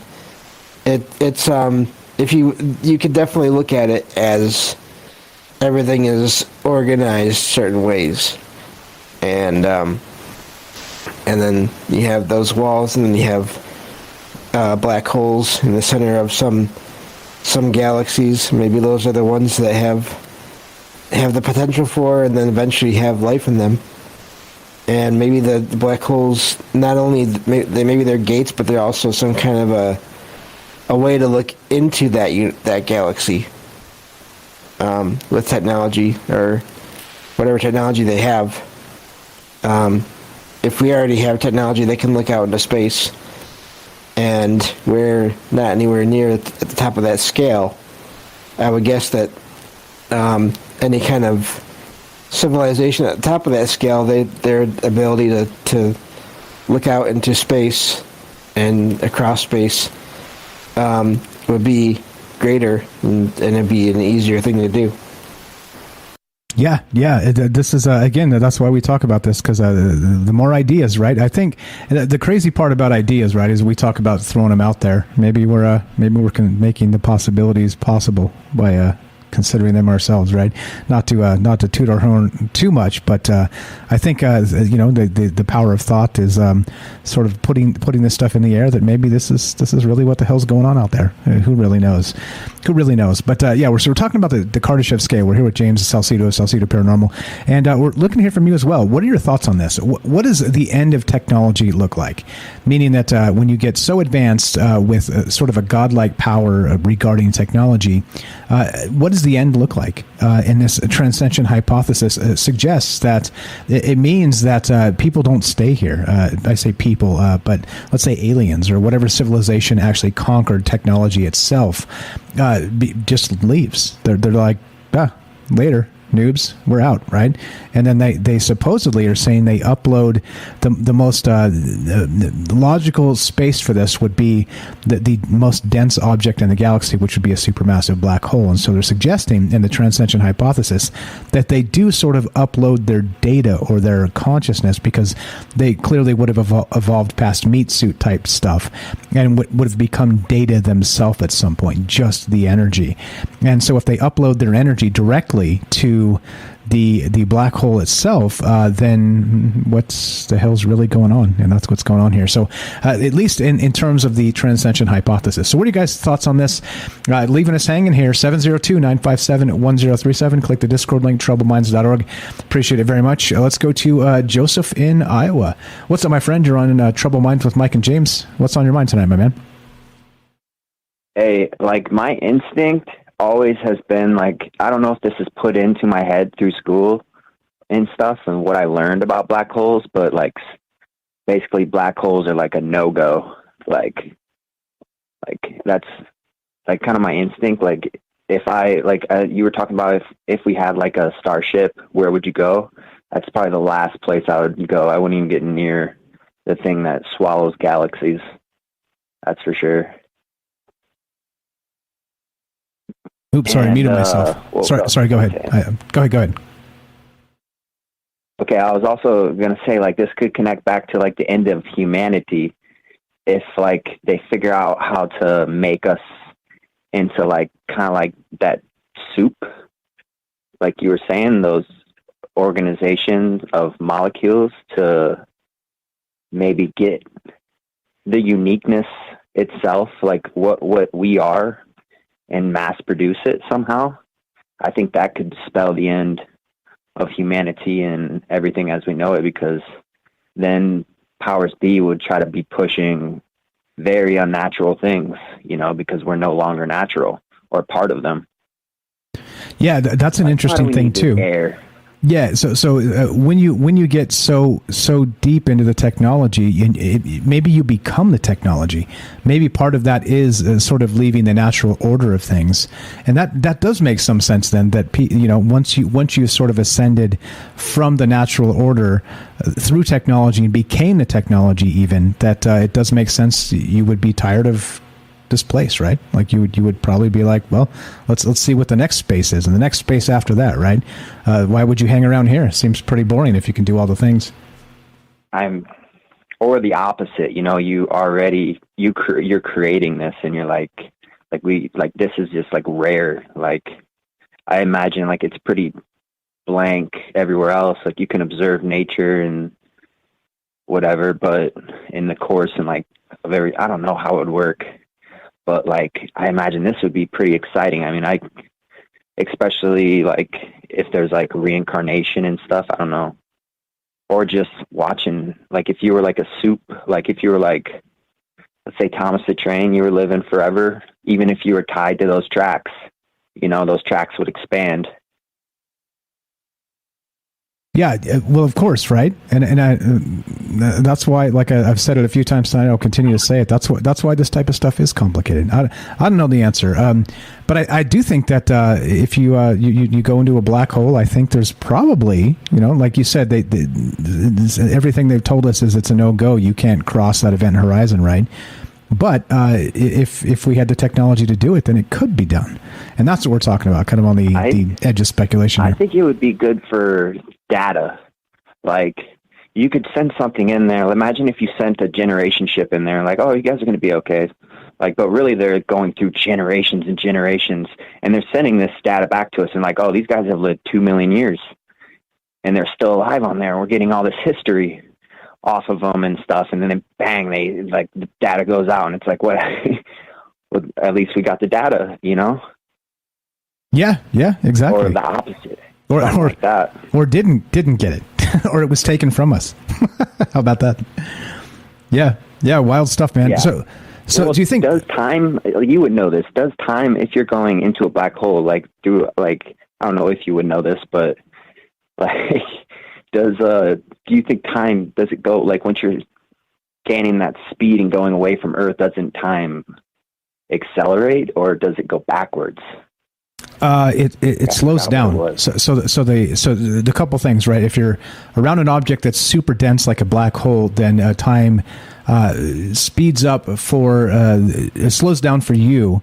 It seems constant for you, but the time that you spend close to the black hole, it's actually an interstellar, a very good representation of this, as we understand the science of it, is that the time space that happens outside and away from the black hole happens quite a bit faster than the time you spent in the gravity situation with the black hole itself.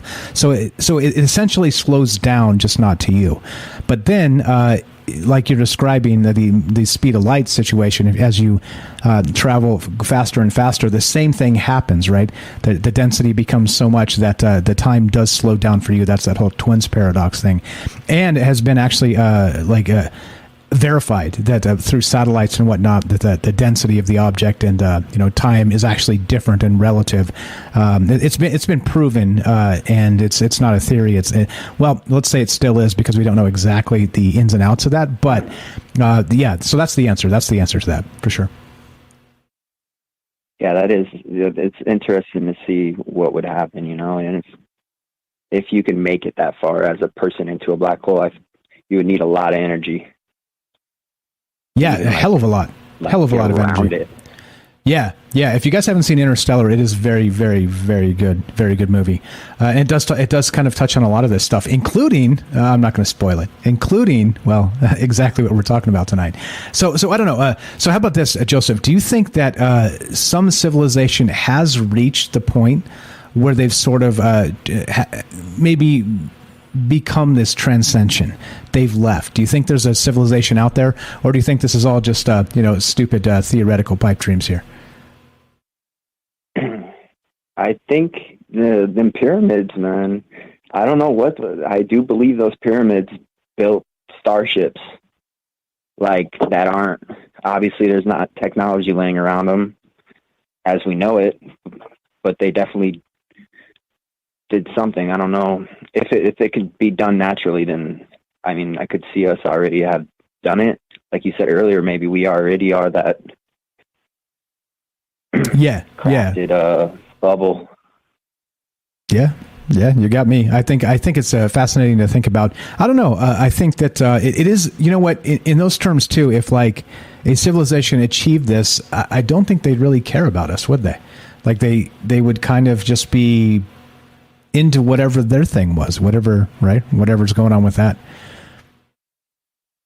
Yeah, they would. I mean, they would care about us because, like, we would be the thing that makes it up, really, the bubble.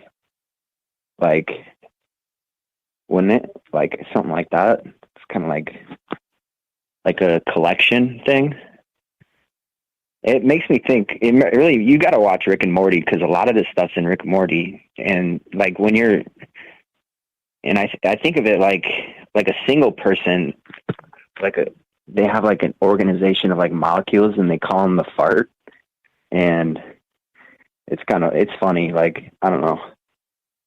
Like they kind of want to remove organic life, basically. Like, they're all against it. They're like, oh, you guys are so awesome. We love you. But it's like, look what you did. And look at us. We're just chill around and watch everything. Like, we don't even affect anything and just let it happen, you know? That is funny. I haven't seen Rick and Morty, and you've brought it up a time or two, even saying that they talk about all the stuff we're talking about, which is absolutely wild to me. Fantastic stuff. What else you got for us tonight, my friend? Family Guy. Family, yeah, I've seen Family Guy, but not like that, right? It's not the same? Not even similar? Yeah, no, it's like a Family Guy, but like with this, like more of a sci-fi. It's like funny. Gotcha. And it's real clever. Seems like it. Especially if you can tie in a lot of the things we're talking about to that show itself. So we got a couple minutes, man. What else you got for us tonight?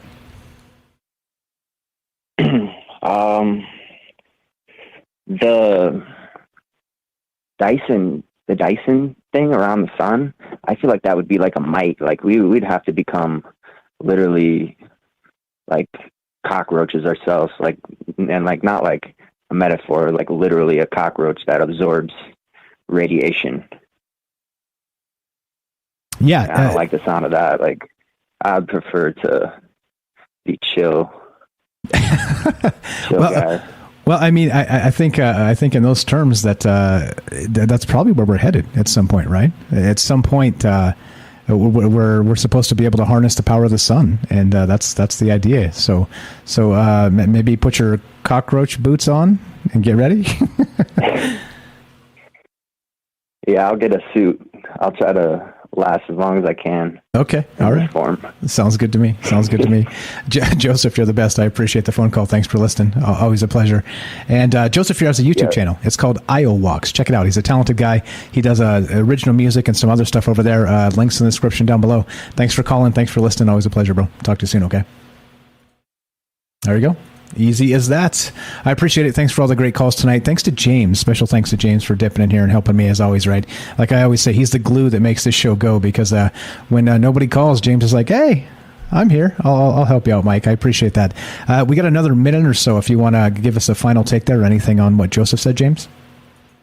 Yeah, so the idea kind of just came up. So what if, and it doesn't have to necessarily be our civilization, but what if a civilization starts off as organic, they develop technology that lets them become more and more machine-like, and eventually they figure out how to transfer their consciousness into that machine, but then they figure out how to just send that consciousness out of the machines, so they don't even need the machines anymore.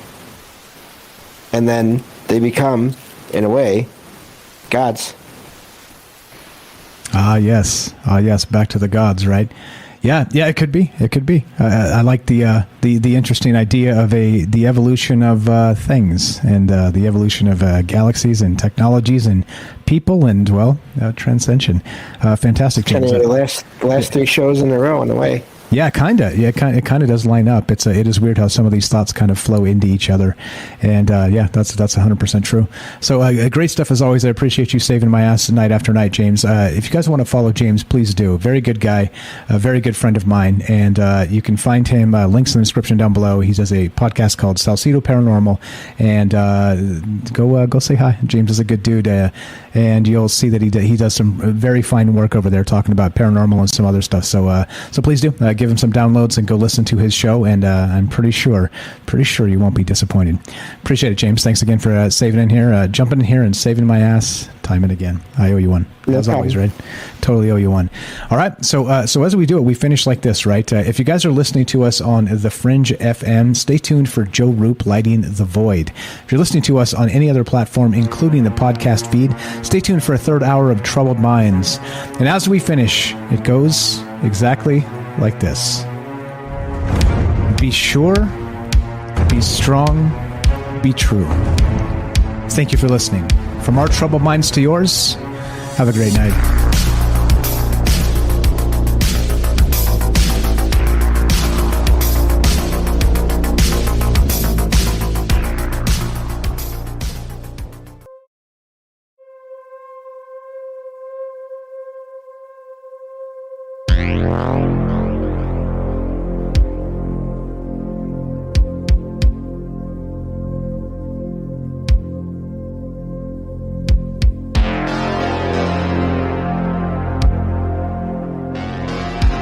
All right, third hour of Troubled Minds. Looking to hear from you guys. I get it. Sometimes these conversations are pretty dense, if you know what I mean.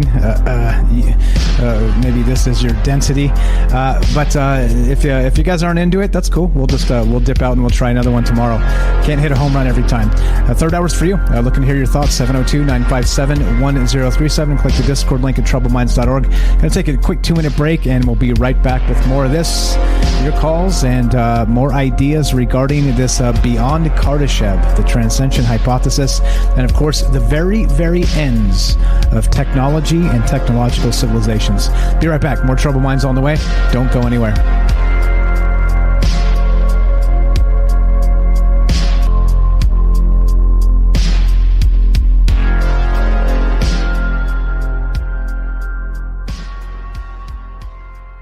Okay, welcome back to Troubled Minds. I'm your host, Michael Strange. We're streaming on Rockfin, YouTube, DLive, and Twitter, and we're taking your phone calls as we discuss this idea of course, the beyond Kardashev, the Transcension Hypothesis. What does the end of actual civilization look like? Not civilization itself, but technological civilization. Once it goes so far, it becomes godlike, of course, but in some capacity, where does it go from there? Also, shout out to Mr. Mission Control. You out there, bud? You had a disturbing comment in the chat there. Just want to make sure if you need help, you can get it. We're asking you in the chat there. I don't know how to reach you otherwise. Does anybody know how to get a hold of Mr. Mission Control? He said something a little disturbing not too far back. Implying something not good. So if you're out there, man, please get in contact with us, or if you need help, let somebody know, and we can do our best to help you, get you help, or whatever's going on there. So just to let you know, I did read that. I was like, what the hell is that? What's going on with that? So I hope you're okay, and please reach out if you need something. We're here doing it live, and you know where to find us, right there in the chat or otherwise. Okay, you can call me or whatever. 702-957-1037. Appreciate that. Let's go back to we're here with James as well. James of Salcedo Paranormal. What's up, bro? Welcome back. Like I said, you're welcome to stay or bounce. You don't have to save my ass night after night like you always do. But if you're still there, what's up, bro? What's up? Oh yeah, no, I'm here. No problem. Happy to be here, and hope everything is okay with everyone. 100%. That it gets there. 100%. Thank you for that. So let's do it. Let's go back to Matt in Colorado. What's up, my friend? You're on with Mike and James. Go right ahead. What are your additional thoughts here regarding the Kardashev scale and this Transcension Hypothesis? Yeah, I didn't hear you, Matt. Mike, are you switching over to me, Matt, in Colorado? Yes, correct. You are. Yep, you're ready to go. Go right ahead. Okay, there was a little delay. Well, one of the things I think that was, from the theory or the article was about, the ultimate transcension and maybe the upload of consciousness to,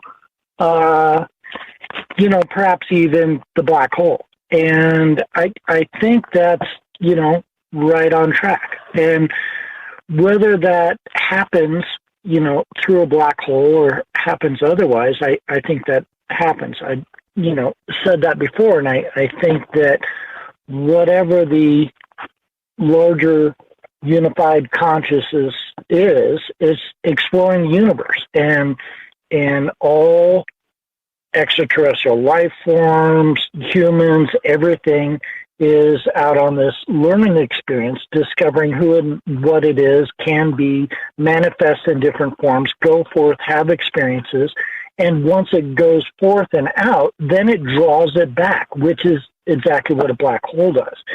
And if you think about, people mentioned before, if you think about like when they take the pictures with the Hubble Space Telescope, and you see there's galaxies upon galaxies upon galaxies, and they form into these things that are almost like you're mapping the brain or a complex system. And if you think about what the heck is that, so if you talk about a really large thing, then it's perhaps manifested, created the physical universe as an extension of itself, as an extension of its consciousness. Okay, so if it does that and creates everything it creates, and those things and life forms and planets exist for billions of years, then, okay, when they've gone out and done their work, they've evolved their consciousness, they've learned their lessons, they've evolved as far as their civilization can go. Like you said, okay, we're bored, we're done with this, whatever. Or maybe it's even an individual. Then what's going to happen? Well, that's going to be sucked back in. That's going to be drawn back in by the bigger thing to absorb, okay, what did you learn? What did I learn about myself? Because it's all unified, right? So it's all, if you look at it from that top-down scale, the creator creates itself into physical dimension, but probably also other dimensions. And then when those have arrived at their ultimate transcension period, at their highest evolution of what they can experience and learn and grow in that form, then it sucks them back in. And like I said, that's exactly what a black hole does. I mean, it sucks in stars, but it could also like suck in consciousness. And so, yeah, maybe that's not the place to go in your Starship Enterprise and get sucked in, but maybe that's a place that consciousness can go in whatever form or way. You know, and along those lines, you know, you were talking about density and the other caller, and usually we think about going to higher frequencies and being less dense and less solid, but a black hole seems to compact things in. Well, what if the black hole does both? What if it is compacting matter into more and more dense to recycle it and to recycle the energy that's stored in it? But maybe in terms of the density of consciousness, it's compacting that consciousness almost down into like an MP3 file that's the most compressed file of all the knowledge that consciousness has learned, or that whole civilization has learned, right? I love the thought. You caught me chewing here, but no, I think that in terms of compacting consciousness, I love the MP3 analogy there too. Maybe that's what's going on. Maybe a lot of that, let's say, as the rise and fall of mundane or normal civilizations, maybe that's where it goes. Maybe as some people have suggested, that the black hole itself is actually a portal. It is a way to move out of this space, out of this universe. It's connected somehow to the multiverse, right? And so, talking about like the information that's stored within it is incredibly dense, like you described there. But if it is some sort of consciousness funnel or something to that effect, I'm not sure what that means, right? So if it's recycling that information, would that be sort of like a cyclical process of I don't know, let's say reincarnation of consciousness through a black hole or something, right? It would kind of fit into that idea a little bit.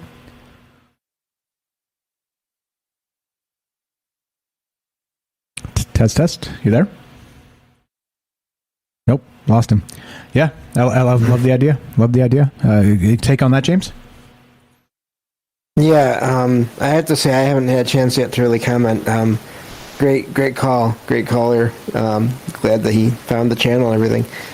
That does make you wonder where it goes. If the consciousness can go in, then can it go out? Also, if it is just some kind of a filter or funnel, and again, I keep going back to the way these things can appear and disappear. What if it is maybe not so much something that goes to these other universes? What if it just filters back in here in different locations? And that's how maybe at some point life starts in other areas of the universe. Yeah. I like the information and the recycling of that, like you said. Who knows? And again, we go back to the beginning and the end, right? The beginning and the end of things. It's always difficult to quantify, because what came first? The beginning, or did the end bring the beginning, right? Pretty wild stuff. Pretty wild stuff. Great stuff, James. I appreciate it. 702-957-1037. Looking to hear from you guys. Talking about the Kardashev scale. What's beyond this?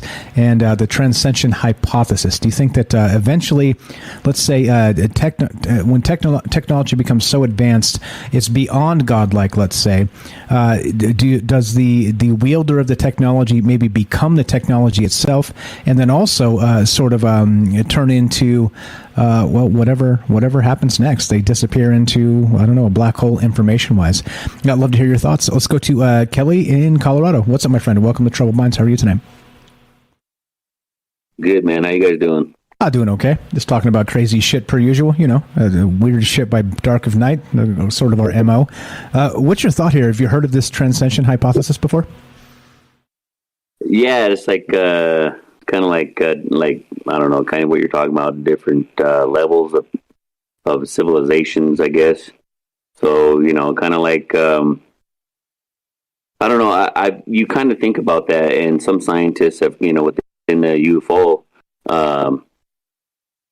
community, there's belief on that. Like, I don't know if you ever heard of the Russian UFO book that, they have of like different alien species. Well, one of them they claim was a higher level being, like like if you would say like we're in a third, and you have the fourth and fifth dimension, let's just put a level like that. And the fifth dimensional being, they've been here, but they're mostly light beings, more energy beings. So that's why I would think it as like let's say the fourth, right, or the dimension or level, right? Yeah, people would be like, would be able to have higher capabilities, like a higher vibration. They could have telekinesis or telepathy, advanced technology, stuff we're kind of like reaching for. The whole free energy, you know what I mean? And then I would say with the fifth level or dimension or whatever you want to call it, or the level, right? So that would be no need for technology, right? Or even a higher vibration, would be like these beings of just energy.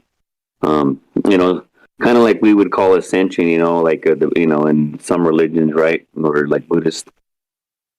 Like the rainbow body or whatever, or kind of like what Star Wars, where they could, control after death. They came back, it's kind of at the end of the Jedi, Return of the Jedi show. Yeah, like the Force spirits or whatever. Yeah, absolutely. The thing too that's interesting about all this in that regard is that if you think about the sort of power output of like an ascended species, like an ascended alien species, right? Like you would expect that like our power consumption goes up and up and up and up and up, right? But in some part of that the Transcension Hypothesis, they talk about that it's not necessarily that the aliens themselves need more and more and more power. They probably need less and less and less because they become more efficient with what they do. And that's another idea regarding the Fermi paradoxes. We can't find them. We don't see them in obvious, easy, pull out the telescope terms of seeing that intergalactic highway, because they aren't leaving huge energy signatures because they've become so efficient with what they do need that they're not causing like a big space ruckus with energy and whatnot. So just another idea kind of throw into this mix of the WTF is going on out there. But yeah, great stuff. Rainbow body and the Force and the Force ghosts. I love it, man. I love where your head's at. What else you got for us? I don't know. I just kind of like what you guys are talking about with the black holes and stuff, right? Let's say black holes. I don't know, man. For me, they, it's kind of like we talked about that physicist. What's his name? I can't remember his name right now, but yeah, he just talks about, like, I posted it a couple times. You got videos where he explains where it looks like planet-sized UFOs flying into the sun, or he does stuff with the black holes. That's what his specialty is. Where he's saying that black holes, going into a singularity because everything is supposed to be pulled. That's the theory, that everything gets pulled into a singularity. He says now if you have like an engine or some type of a device within like say a UFO, and you can draw that into a singularity, you'd be able to jump through that anywhere else in the other side of the galaxy. But yeah, not seen. But I don't, and we don't even know if it, disintegrates everything. That's just kind of a guess. We haven't really seen what planet-sized things getting pulled into it. As a whole. Because we haven't, no one's been beyond the event horizon, so just speculation. But we've also seen, I guess with these new instruments that we have out there in space. Obviously they showed, it kind of looks like after it's being pulled in, it is being spread back out. It's kind of like I was going to call in last night, but I was, kind of like you guys were talking about with the universe wise, but for like a God thing, but even with the universe itself, right? So let's say that you're kind of looking at like the Higgs boson, right? You have something that's given life, or energy to mass. So that would be like a nebula, right? They're shooting out stars and planets. But then you have what would be the opposite of that, where it's going from mass back to energy. You would say kind of be a black hole, right? If it's tearing everything back down into, to the mere atoms, spreading it back into the universe. And that's just, the way of life of, galaxies and everything else. That's something to ponder too, it's kind of, is it a way to, just constantly giving birth and death to, on a galactic scale, right? So I don't know, man. It's there's levels to of this type of what we would call evolution through the galaxy, but yeah, I would say there's levels to it. Like we're kind of reaching higher, and to ascend, trying to get higher, into that. We don't need actually all this technology, really, computers and everything, because all that stuff would be obsolete after a while. Yeah, exactly. And I think that's the fascinating thing about technology is it will be as good as it is and as good as we need it to be until we no longer need it, right? And so that's sort of as this transition takes place in let's say huge terms. It's fascinating to think about. Does the power output, like I was saying, become less and less instead of more and more? Instead of trying to like suck the power of a black hole, is it just like super sort of sustainable in that rainbow body like you described, or something to that effect, right? That makes a whole lot of sense to me. Good stuff. I appreciate it, Kelly. What else you got for us? No, I kind of agree with you on that one too. Just to put that out there is that that maybe what we're thinking technology is maybe is far beyond, and maybe their energy output that what we would think that we would be looking for human type technology. I think that's what they're kind of might get confused with science. Like what are they actually really looking for? Maybe the signature level that they're sustaining, or actually the output it's mere nothing. You know what I mean? Because I ran across something one time where even with nuclear power, but it's very dangerous to even mess with something like that. But if you can take nuclear, the atoms, and before they slam together, and bring them close enough to where they balance it out, right? They balance each other out. That would be. I hear that's like energy forever. The energy for that is just hundreds and thousands of years. Where it would be the free energy, but to achieve that, we would have more. We would have to have better technology to than what we got now, because obviously once those atoms start slamming together, it's already over. You got detonation. But yeah, I would agree with that too, though, man. Maybe the signatures that these people or species are putting out. That's what I'm saying. Like there's levels to this, kind of like I was talking about. They have advanced technologies all higher than us, obviously. And then, if you go higher than that, you don't even need technologies anymore. It's just being more of like the one, with the one, kind of like the force. Everything flows, everything, everything, kind of like being a hive mind, I guess you would kind of say, but in a different fashion. Not everything's controlling, but you're like in touch with everything. Kind of like with Yoda, you know, when the planet destroyed, you know, he felt like all the millions or thousands of lives or millions of lives just ended at once. You know, to have something like that, you know, where, you know, and then able to control that, you know, that's what I'm saying. So even like level 5, you know, these people are transferring or transiting through the universes without any, you know, help of any kind of ships or whatnot, you know, just maybe portals or dimensions they can just open up with the vibrational frequencies, you know. That's a lot of big things too, man, you know, and people just, we're just actually really kind of touching on that, you know, and it's, from what I can, you know, gather, mostly everything else is, you know, through electricity, but it's all in one, man. And so can't have one without the other. Nothing stands still. We're all vibrating, but we're all energy beings. So, you know, that's just, it's a crazy thought, man. So yeah, I like this. Pretty awesome. Oops, muted myself. Right on. I appreciate it. As always, I appreciate you. Kelly's been with us for a very long time, good friend of mine, and thanks for calling. Thanks for listening. You're welcome to stay right there. If you got time for us, we got a couple more calls to get to, but you're welcome to chime right back in whenever you want, okay? Appreciate it, brother. All right, let's do it. We're going to keep on trucking. Anything on that, James? And we got phone calls to get to right after that. Yeah, I do like the idea, and this is from listening to both of you talking, the idea that maybe the reason why we're not finding things, it's like you said, it's because there's not that massive energy output on different worlds out there. You know, maybe we're looking for that, but it's just not out there as often as we expect it to be.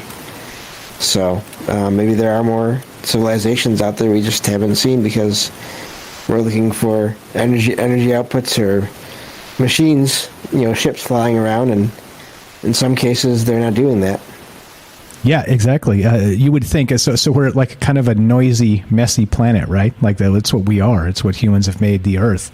But what if, you know, it's sort of like the Avatar idea? Maybe there's a species out there that have, instead of, you know, embracing technology and destruction, they've actually embraced the natural order of their world and, you know, kind of harnessing that. And that would be the way to not be noisy, not be found, right? And you would have to detect the biosignature of like their atmosphere and the oxygen or whatever they're using, right?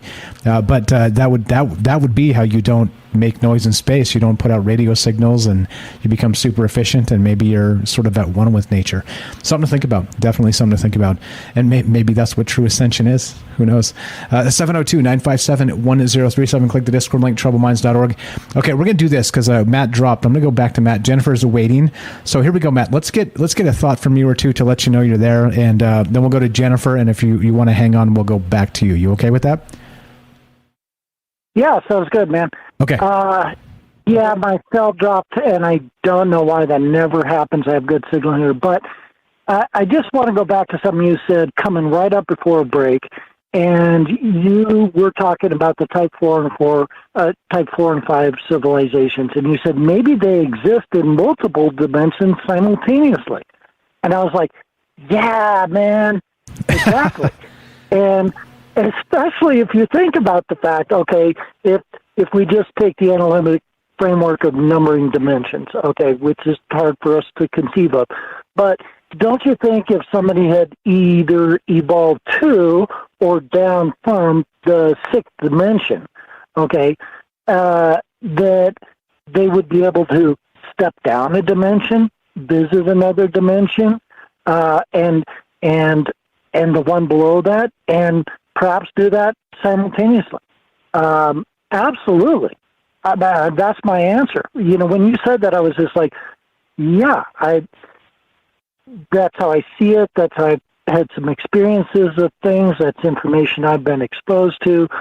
So, you know, that kind of puts a different spin on it too. And when I was talking about bottom up versus top down, and when we talk about black holes being a portal out and being a final transcension, those could be a two-way street. Or they're, you know, like Kelly was saying, they're, you know, if the universe can have a way, the physical universe can have a way that it brings energy in, brings matter in, brings consciousness in, brings beings in, and a way to take them out again, right? And, we actually have some, evidence about that. I mean, modern physicists have observed, I don't know if you're aware of this, that they've observed that these subatomic particles seem to just bleep into existence out of nowhere and then bleep out of existence. And, of course, they have no explanation for this because one of the laws of physics is that, matter and energy can neither be created nor destroyed. So where'd it come from? This particle that's not there and then all of a sudden it is there, where'd it come from? That can't happen according to the laws of physics. Where'd it go to? Now, one of the things they start thinking about is maybe there are, kind of like going to string theory, there's these dimensions and there's these, if you picture, one dimension and you picture the next one above it, well, there's going to be a gray area between them, right? So kind of like twilight. So if you have this gray area between them, then that maybe these particles, this energy is coming from the higher dimension, it's bleeping down into ours, for a second, millisecond, whatever, and it bleeps back out. And you could take that same analogy or understanding, discovery in physics and say, hey, things are coming in and out. They're coming in of our third-dimensional reality, our galaxy. They're coming in, and they're going out. And maybe they're coming in and out through black holes. Maybe they only go out through black holes. Maybe there's some other gateway or portal that they come in through, right? Yeah, you would expect that, if they had that level of technology, then they should be able to just open a portal, sort of like we're, walking to the bathroom sort of thing. Yeah, good stuff. Hang tight, Matt. Right. You're the best. We have, and we have evidence of that. I mean, somewhat purported evidence where there's videos of this wormhole opens and a UFO comes out, or when they disappear and stuff like that. And so, yeah, certainly that's possible. Fantastic. Great stuff. Hang tight. I'm going to put you on hold. I'll come back and get you shortly. Let's go to Jennifer in Missouri. Welcome to Troubled Minds. Thanks for being patient with us. You waited quite a long time. How you doing tonight? Go right ahead. Doing good. How are you doing? Hey, okay. Weird stuff by dark of night. Yeah, hey, hey, that's what we do. It's what we do. What do you think about this Transcension Hypothesis? Yes, it is. Is this the end of technology, and does it make sense to you? Yeah, it makes me think that I can't help but think about the fact that there's all of these supernatural beings and that people have encountered throughout history. Like you have these different things that we would call like spirits, or devils or gods or whatever. There's these accounts from human beings talking about interacting with these supernatural beings. And when I think about advanced civilizations, I am kind of leaning more towards them. Like I feel like, to me, it's like that. Or when you talk about when you hear about accounts of humans somehow doing supernatural things, miraculous things, impossible things, breaking the laws of physics, I want to believe it so bad. There's all these accounts of human beings and these supernatural beings interacting and them harnessing, like you're talking about, all of the natural forces at will, being able to do it at will. It makes me think about the human heart and just there's all this power of the subconscious mind that there's been lots of, not enough, or maybe there's a ton and I just haven't looked at it as much as I wish I had. But there's so much about the subconscious mind that seems as if it can communicate without limits of any kind. And it can know things that are impossible to know.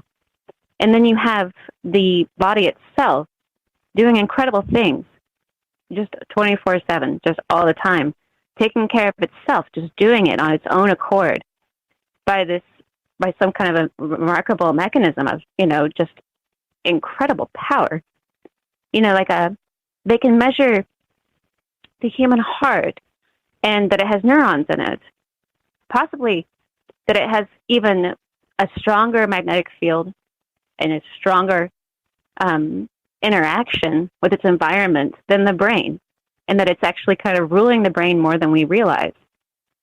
And that, two people, this can be measured with instruments, can be standing somewhere about 3 feet apart, and their heart rhythm and the beating of their heart is perceived by the other heart, almost like insects or something.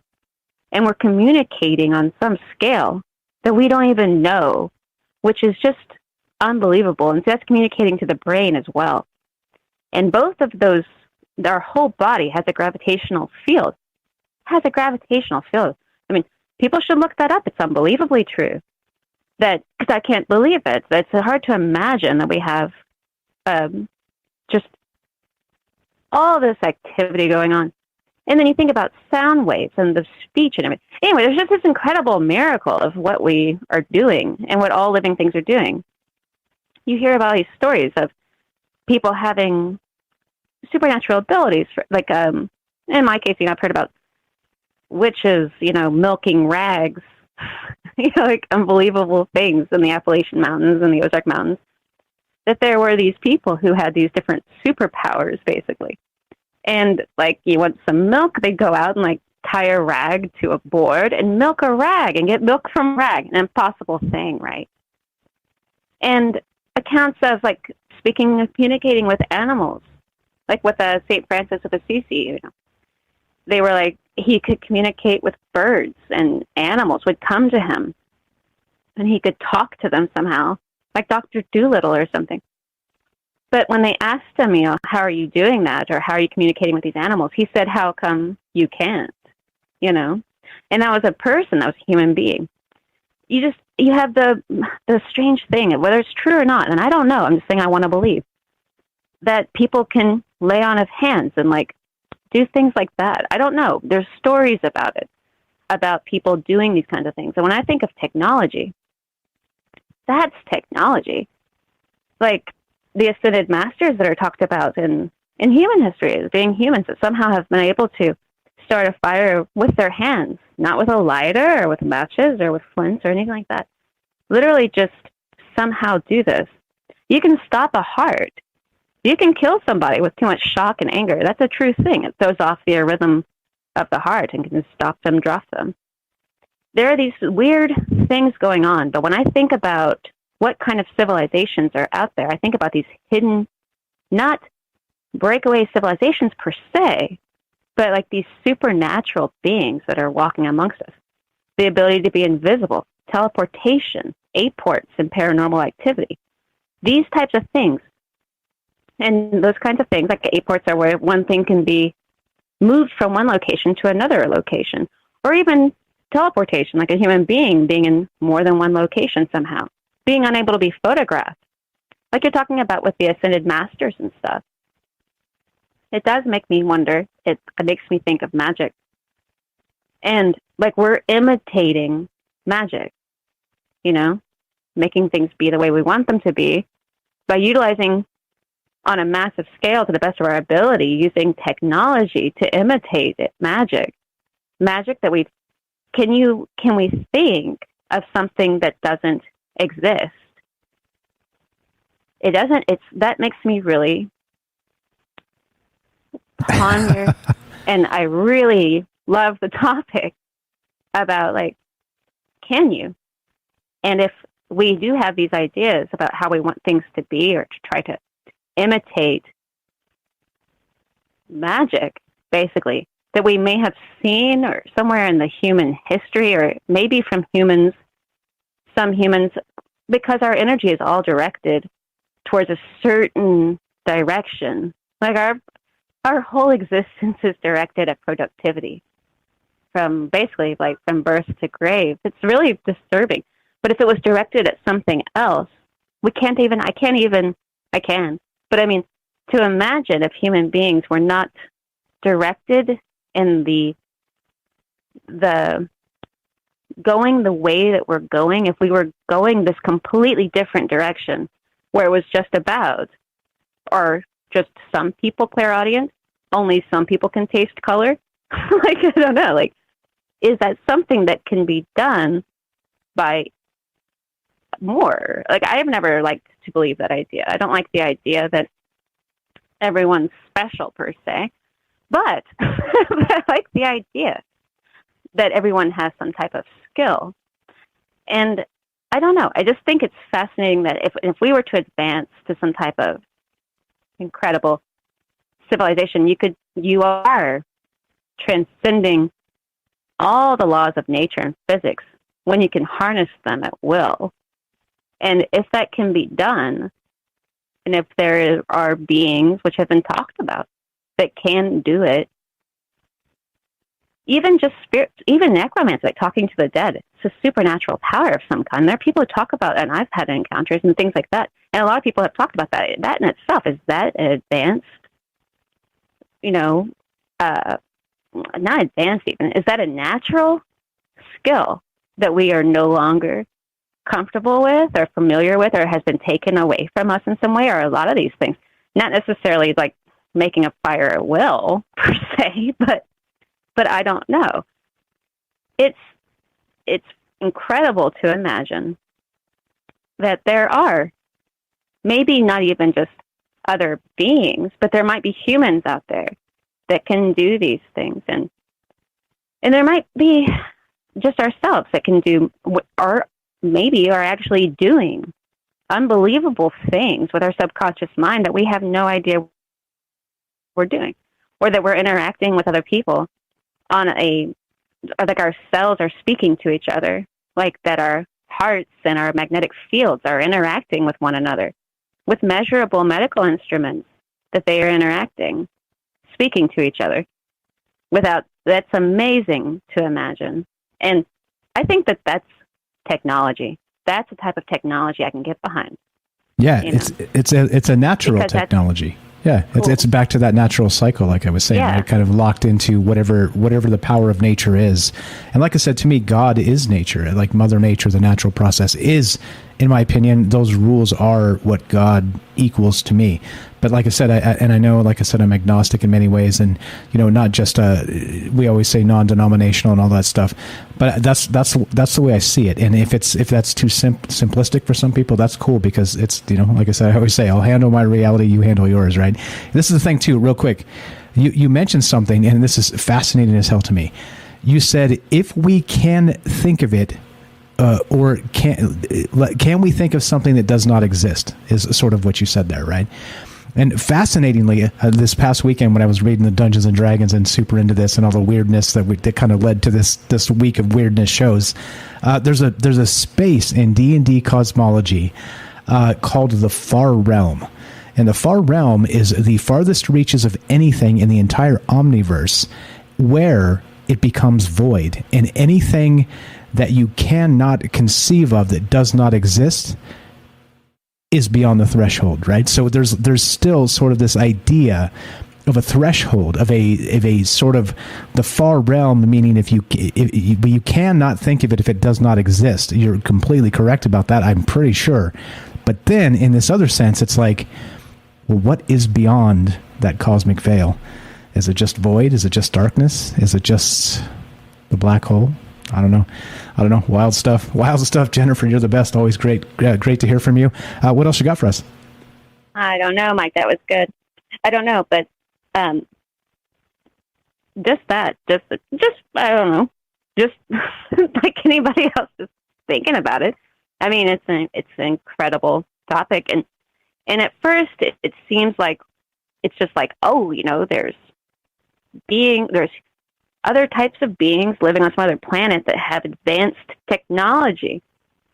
And I just think, man, there's some technology that we're imitating that if it was done, if I saw a being or a person do, things that we imitate with our technology, if they did it of their own accord, just by will alone, by heart, it's catchy to my mind because there are stories in history about it, that there are people who did do it. There are people who did do this impossible thing. That, just because even just that little whisper of a human being doing something like that just really gets my attention. And even if it's just not even a human being, but any being displaying these types of powers, is incredible to me. And of course, it seems like it's just the imagination, but that whole topic too, like the imagination, you know, we have civilization, and then there's this imagination, this nation of images. I don't know, but it's incredible to conceive that there might be something living and there might be worlds. I don't know, but I love the topic, and it's a very good conversation. Amen. And Amen. It's worth thinking about. Thank you. I'm glad you dig it, and I'm glad you chimed in. Yeah, I'm glad you chimed in as usual. Yeah, great stuff. I usually do. I know you do. Thank you very much. Jennifer here has a YouTube channel, guys. Check it out. She's as brilliant as she seems. Night after night after night after night, always blowing up brains. Go check it out. Links in the description down below. Jennifer's got a YouTube channel. Give her a follow, please. Jennifer, you're the best. Always a pleasure. We'll talk to you soon. Have a great night. I love your show, Mike. Thank you. Good night. Thank you. That's very nice. 702-957-1037. I got you. We're going to go right back to you. I got you, Matt. Real quick, I'm going to read this comment from Jazz over on Rockfin. He says this. Let's say that some civilization is super advanced and they are able to tap into 0-point energy. Would we even be able to detect that energy use? I think it would just naturally blend into the rest of the background energy of the universe. It's not that they're using a small amount of energy, it's the opposite. It's just that it goes right back into space itself. And I thought that was a novel thought. I thought it was very nice. Thank you, Jazz, for hanging out with us. Thanks for thinking along with us. And he also added, the things Jennifer is saying goes back to my original idea of technology progressing to a spiritual plane, not just a physical one. Thanks, Jazz, for hanging out. Thanks for being here. Let's go back to, actually, James, anything real quick before we go back to Matt in Colorado? Yeah, I love that Jennifer, of course, a great call, as always, as I just said in the chat. I was thinking about that earlier, if that could be applied to think of all the strange things that have been reported throughout history. What if those are from other civilizations in other places? What if the supernatural is just, again, the idea that it's in the paranormal is normal, we just haven't figured out that it's normal yet. That they're coming from these other places and through portals, through whatever, and appearing here to do whatever they come here to do. And maybe the reason why it's so confusing to us at times is because they have their own reasons for what they do. And maybe that's why, especially even just today, it happens today, there are reports of things that just don't make sense. But that's to us. That's things that don't make sense to us. So, but yeah, I love that call. Great points. Yeah, great points. So many great calls on this show. We're blessed. Our cup runneth over. So many amazing people that contribute. I appreciate you guys very much. Let's go right back to Matt. So thanks for being patient with us. Matt, we had a drop call, and you were patient getting back on here, letting Jennifer go. Go right ahead. Welcome back to Troubled Minds. You're on with Mike and James, and Kelly's here as well. Go right ahead. I'm sure you got some ideas, my friend. Yeah, and most of them were generated from Jennifer's last call, and for once, I'm glad to basically follow her because the synchronicities were like one after another after another. Jennifer is my sister from another mother. There you go. And so it's so funny because I'm an old school writer. I like pen, I like paper, and I have notebooks, and I take notes of thoughts during the day that I wanted to talk to you about or mention or etc. And I had an experience today, and I jotted a note that it might be a short little story to share with your listeners. And then Jennifer said the exact same words, and she was talking about the different abilities and different things that people do and superhuman powers or, that sort of stuff.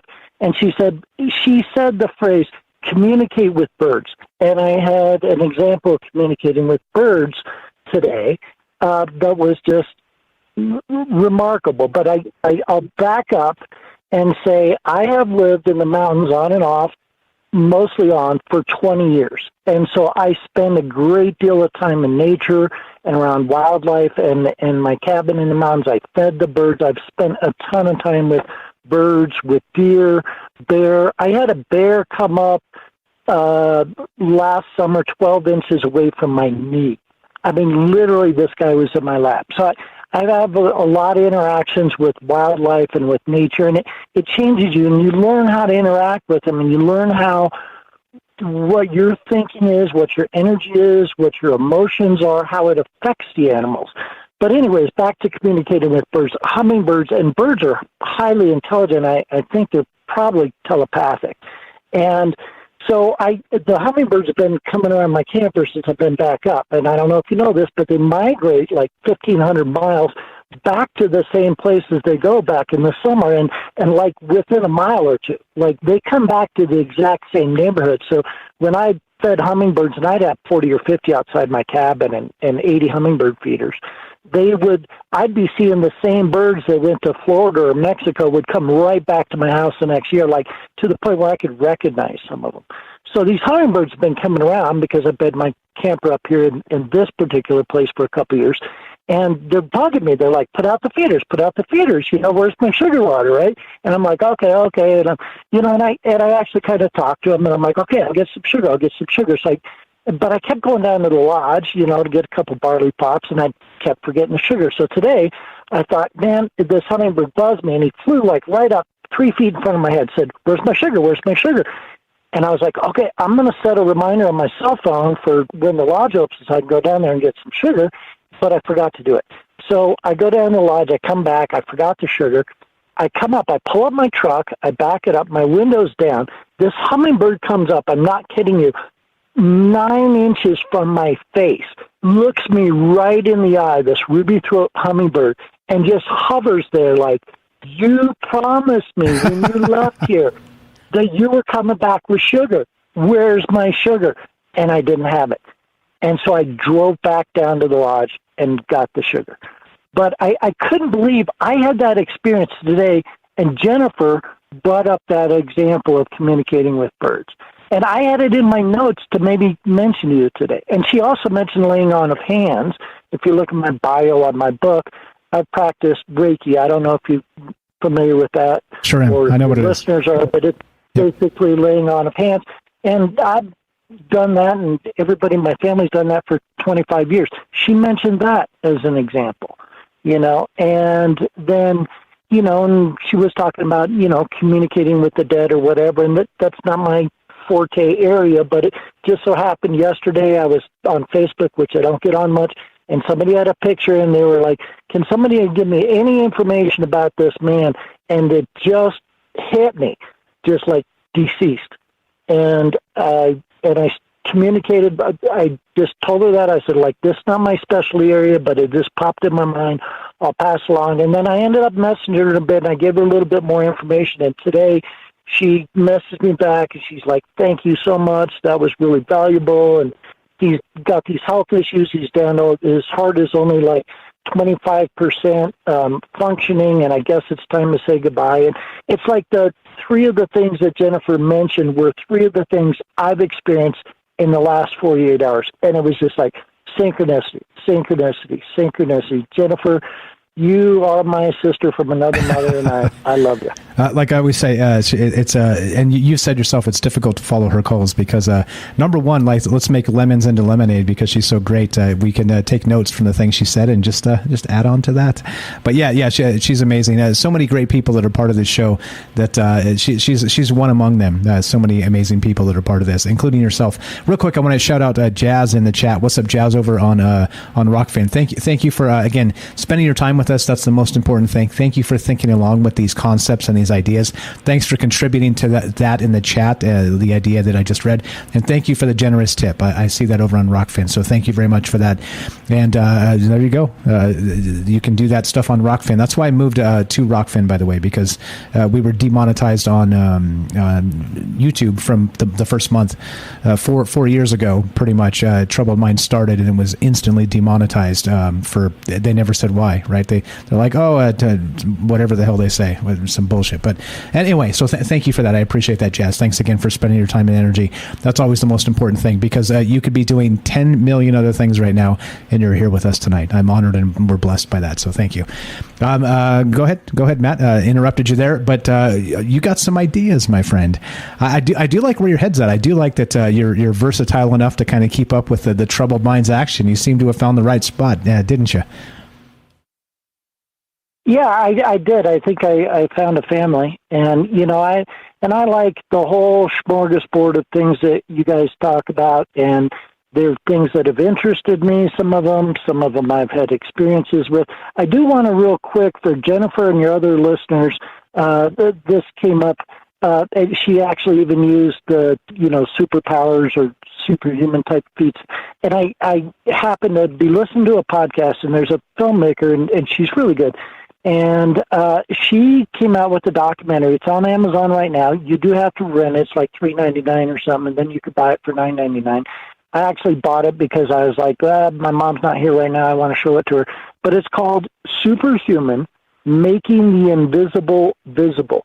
And in that, they do a lot of these kind of scientific experiments of sort of superhuman feats where like they're in a laboratory in Harvard and they're influencing like actual DNA and they're measuring the energy off it and things where they're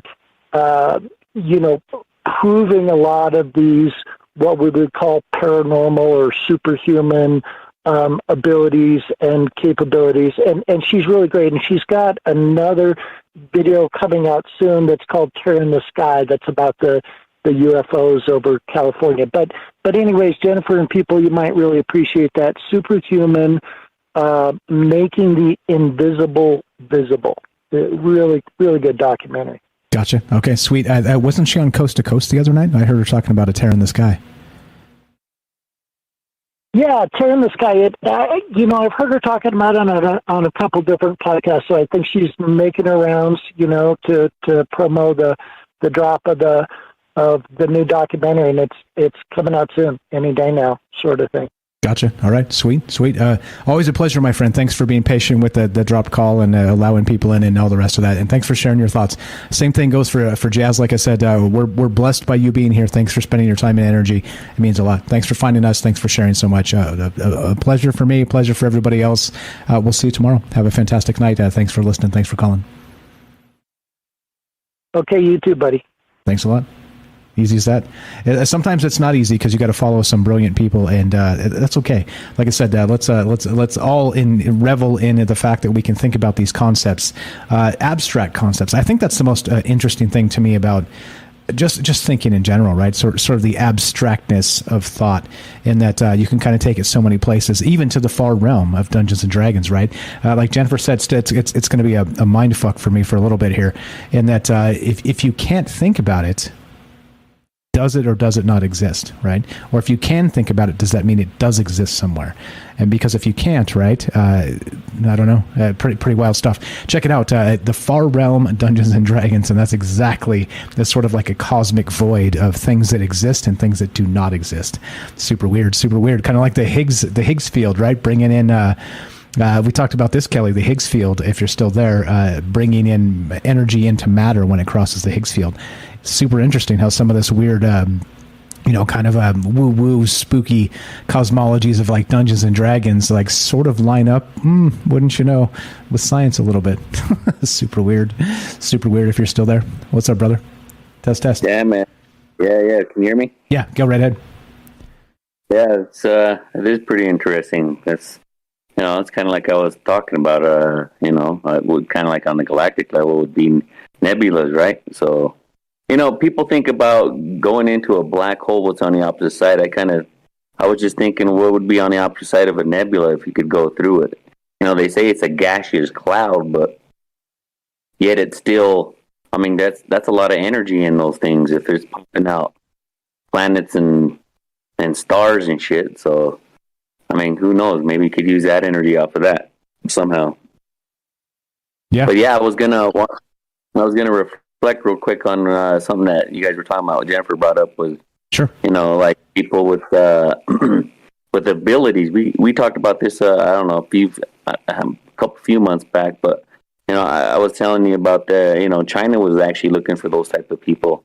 They had to kind of have a contest what they were trying to do and finding out people with different abilities, from say, even like within Russia, Siberia area, there was a little girl, she had the ability to like touch a plant that was dying or dead and it would like instantly come back to life, bloom, and you know, like it was like this one, for instance, was like it was a plant with a flower.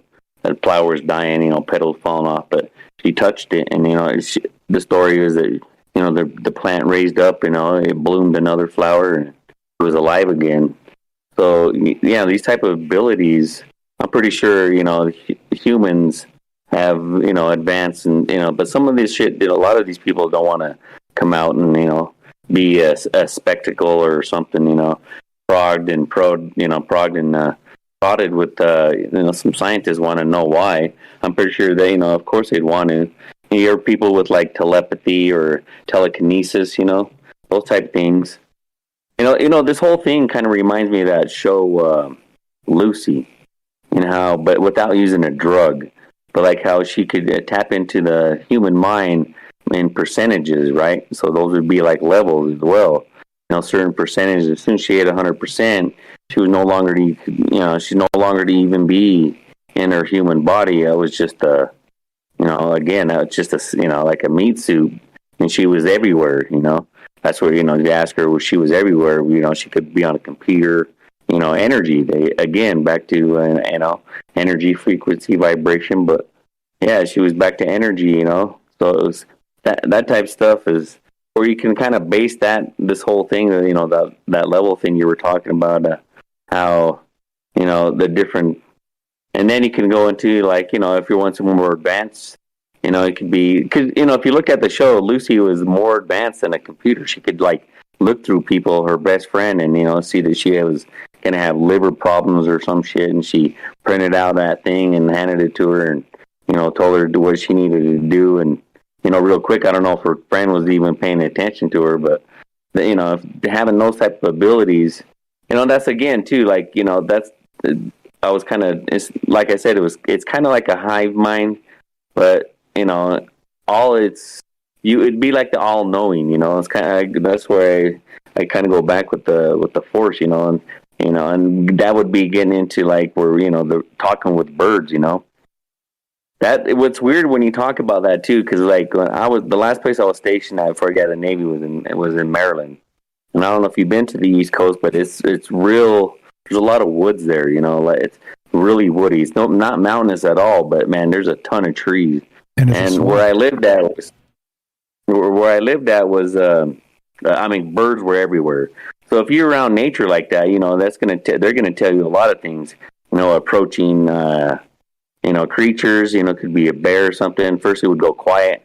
You know, if it was, you know, really something that seemed real dangerous to them, you know, the bird would fly away. So, yeah, you know, you can, you know, the more you're one with nature, just like any other ancient civilization, you know, they just knew, you know, by, I don't know what you would call, I guess, that, you know, some people call it the ether, you know, all the energy that's all around us, you know. You know, it's just like the thing where a guy had an invention, and this was in the early 1900s, and he had his electric car ran off the energy around us. He said his technology was pulling it straight out of the air. So, I mean, I don't know. Like, again, nothing's new under the sun either. So, we're just a cycle. Amen to that. Amen to that. Funny you brought up Ether. If anybody played the old school game, this is showing you how old I am. The original Ultima Online, I had a horse in that game. There was sort of this like white dappled grayish color, and I named the horse Ether. Good stuff, Kelly. Good stuff, Kelly. You're the best, brother. Always a pleasure. Got anything else for us while you're here? No, man. I think I'm going to bounce. I got to get work comes early in the morning, so. Amen, we'll see you guys tomorrow. Amen, bro. Have a fantastic night. Sleep well. Appreciate you very much. So there you go. It's as easy as that, or as hard as that. The hummingbird story. The Robert over on Rock Fan's got a great point. How come those sugar guzzling hummingbirds don't get diabetes? The plot thickens. James, what else you got for us to wrap this up? Are you there, my friend? Yeah, I'm here. Just all great calls. And it's, you know, going back to what Kelly was saying, I do think that there are probably more people out there, like you said, that may have abilities. But the thing is, and this is something I've always thought about as far as, you know, just from being a comic book reader, I feel like anyone that had powers to the levels that you see in comics, they would not want to show themselves to anyone because they would be, I feel like they would be captured. They'd be basically forced to working for one government or another. I think it'd be inevitable. You know, I mean, unless they had a ton of power and they could literally fight off an entire military, I think I could definitely see people not wanting to show that they, if they have anything like that. So, and of course, there's the stigma, that a lot of those people think a lot of this stuff does not exist, but there's enough people out there that I think do believe in it that something would happen, and I think it who knows? Maybe it has happened, and that's the scary part again with that. But I do like the idea that, again, I love the idea that all of this stuff is, all these encounters with other beings that seem to be ghostly or spiritual or alien, they're from civilizations we just haven't discovered yet. And that's what I keep coming back to, and that's an amazing thought from Jennifer as well. I was wondering about that, and I kind of thought, no, I don't know about that. I don't know if I can. It feels right, maybe, but that's just a thought I'm having now. So I was really glad to get that kind of confirmation, or at least the other person, second person, having that similar thought. So great calls. Great calls as always. Embarrassment or riches, all the amazing people that are a part of this Troubled Minds thing. Thank you all for being part of this. Real quick, Jazz over there says it's kind of like the Warp in Warhammer 40k, which is again is another role-playing game and a fantasy world, if you're not familiar with it, where everything is powered and brought into existence if you just think about it hard enough. That's a wild one right there. Maybe we'll have to do a show on the far realm and thinking things into existence, and that idea that Jennifer brought up that's going to be messing with me. If you can think of it, it must exist, right? So you cannot think of something that doesn't exist, right? Yeah, what's odd about that is I end up doing changing my schedule not my schedule, but the topic for my show tonight last minute. And what I brought up in my show tonight, that I talked about a little bit, was the idea of maybe all those people out there that create things, we're getting visions of other universes, other worlds, where these things that are fiction here are actually reality there. Yeah, or vice versa. Maybe we're the fiction, James. Or it's all reality. Either way. Right, exactly, or all of the above. Very great stuff, per usual, James. Like I said, James here, good friend of mine, good friend of the show, the paranormal expert of Troubled Minds, and the glue. James is the glue that makes it all stick together. If I'm in need of help, he dips in here. Even if he doesn't have like some thoughts prepared, he'll come in here and hip shoot and wing it with me. I appreciate you very much. Thanks for being you. Thanks for helping my ass out and bailing me out night after night. I'm glad you're back. We missed you for a couple nights there. Everything okay with you? Oh, it's good to be back. I didn't like missing those first 2 nights, but first night I just didn't have any thoughts and wasn't feeling up to it, and second night I fell asleep. So all good. Hey, you're allowed, man. You're totally allowed. You're totally allowed. I'm just saying when you're not here, we definitely miss you, and I definitely miss you. Just want to say that. Okay. Thank you. No, it's weird. It's weird not calling in. So it's good to be back. Right on. Good to have you. All right, let's do it. Let's get the hell out of here. So lots of great ideas, lots of great thoughts.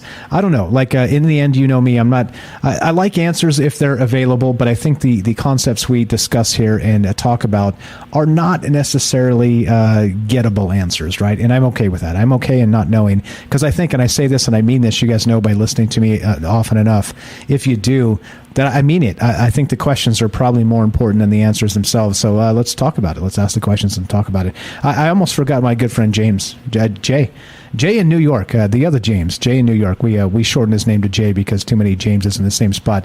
Got confusing as hell. Jay in New York, are you there? Test 1 2. Welcome to Troubled Minds. How are you, my friend? I am, but I was kind of lurking, Mike. But that's okay, because this is a synchronicity conversation from this morning, continuing on from what I gather. Nice. Okay. So what do you got? Explain that. Well, from what James was just saying right there, is like if you had superhuman abilities or something like that, you would definitely want to hide. You wouldn't want anyone to know that you had that. power, because just like James said, you'd have people trying to take advantage of you. And I think all of us have a little bit of that kind of power inside of us, that we just don't really use, or it gets repressed or something like that. You get diagnosed with ADD or something like that when you're a kid because you're not paying attention in school, and then they hop you instantly on the Ritalin plan. So you get into that conformity of all of it. Yeah, right. But I remember my little brother. He had the craziest imagination when he was growing up and everything, And then he wasn't doing well in school. He wasn't doing well in school because he was smart and he was bored. But, they convinced my parents that, he had attention deficit disorder and he needed to take, I can't remember what it was, Ritalin probably back then. And then it just kind of like turned into a jelly bean, like his wonderful imagination and his little bright in the eyes kind of dulled out, because he just wanted to be part of the group, I suppose. Yeah, like that creativity is brilliance in there. It's a skill. It's definitely something that some people have a very hard time being imaginative. Clearly, not many of the people that listen to this show, because we're just constantly tapping the imagination for idea after idea after idea. But I mean, it's a skill. It's for sure. It's something you can learn. But I mean, some people, like always, we were talking about spatial acuity last night, and baseball and things like this in the chat. There are just some innate skills people have, like they're just superior in terms of they don't take a lot of time to learn things. It's just because it sort of was already built into them, right? Like angles for me. We talked about geometry a little bit last night as well. And, baseball in terms of angles. And I was very good at it because I picked up on the angles of the situation without really ever realizing what I was doing. I was just innately good at it.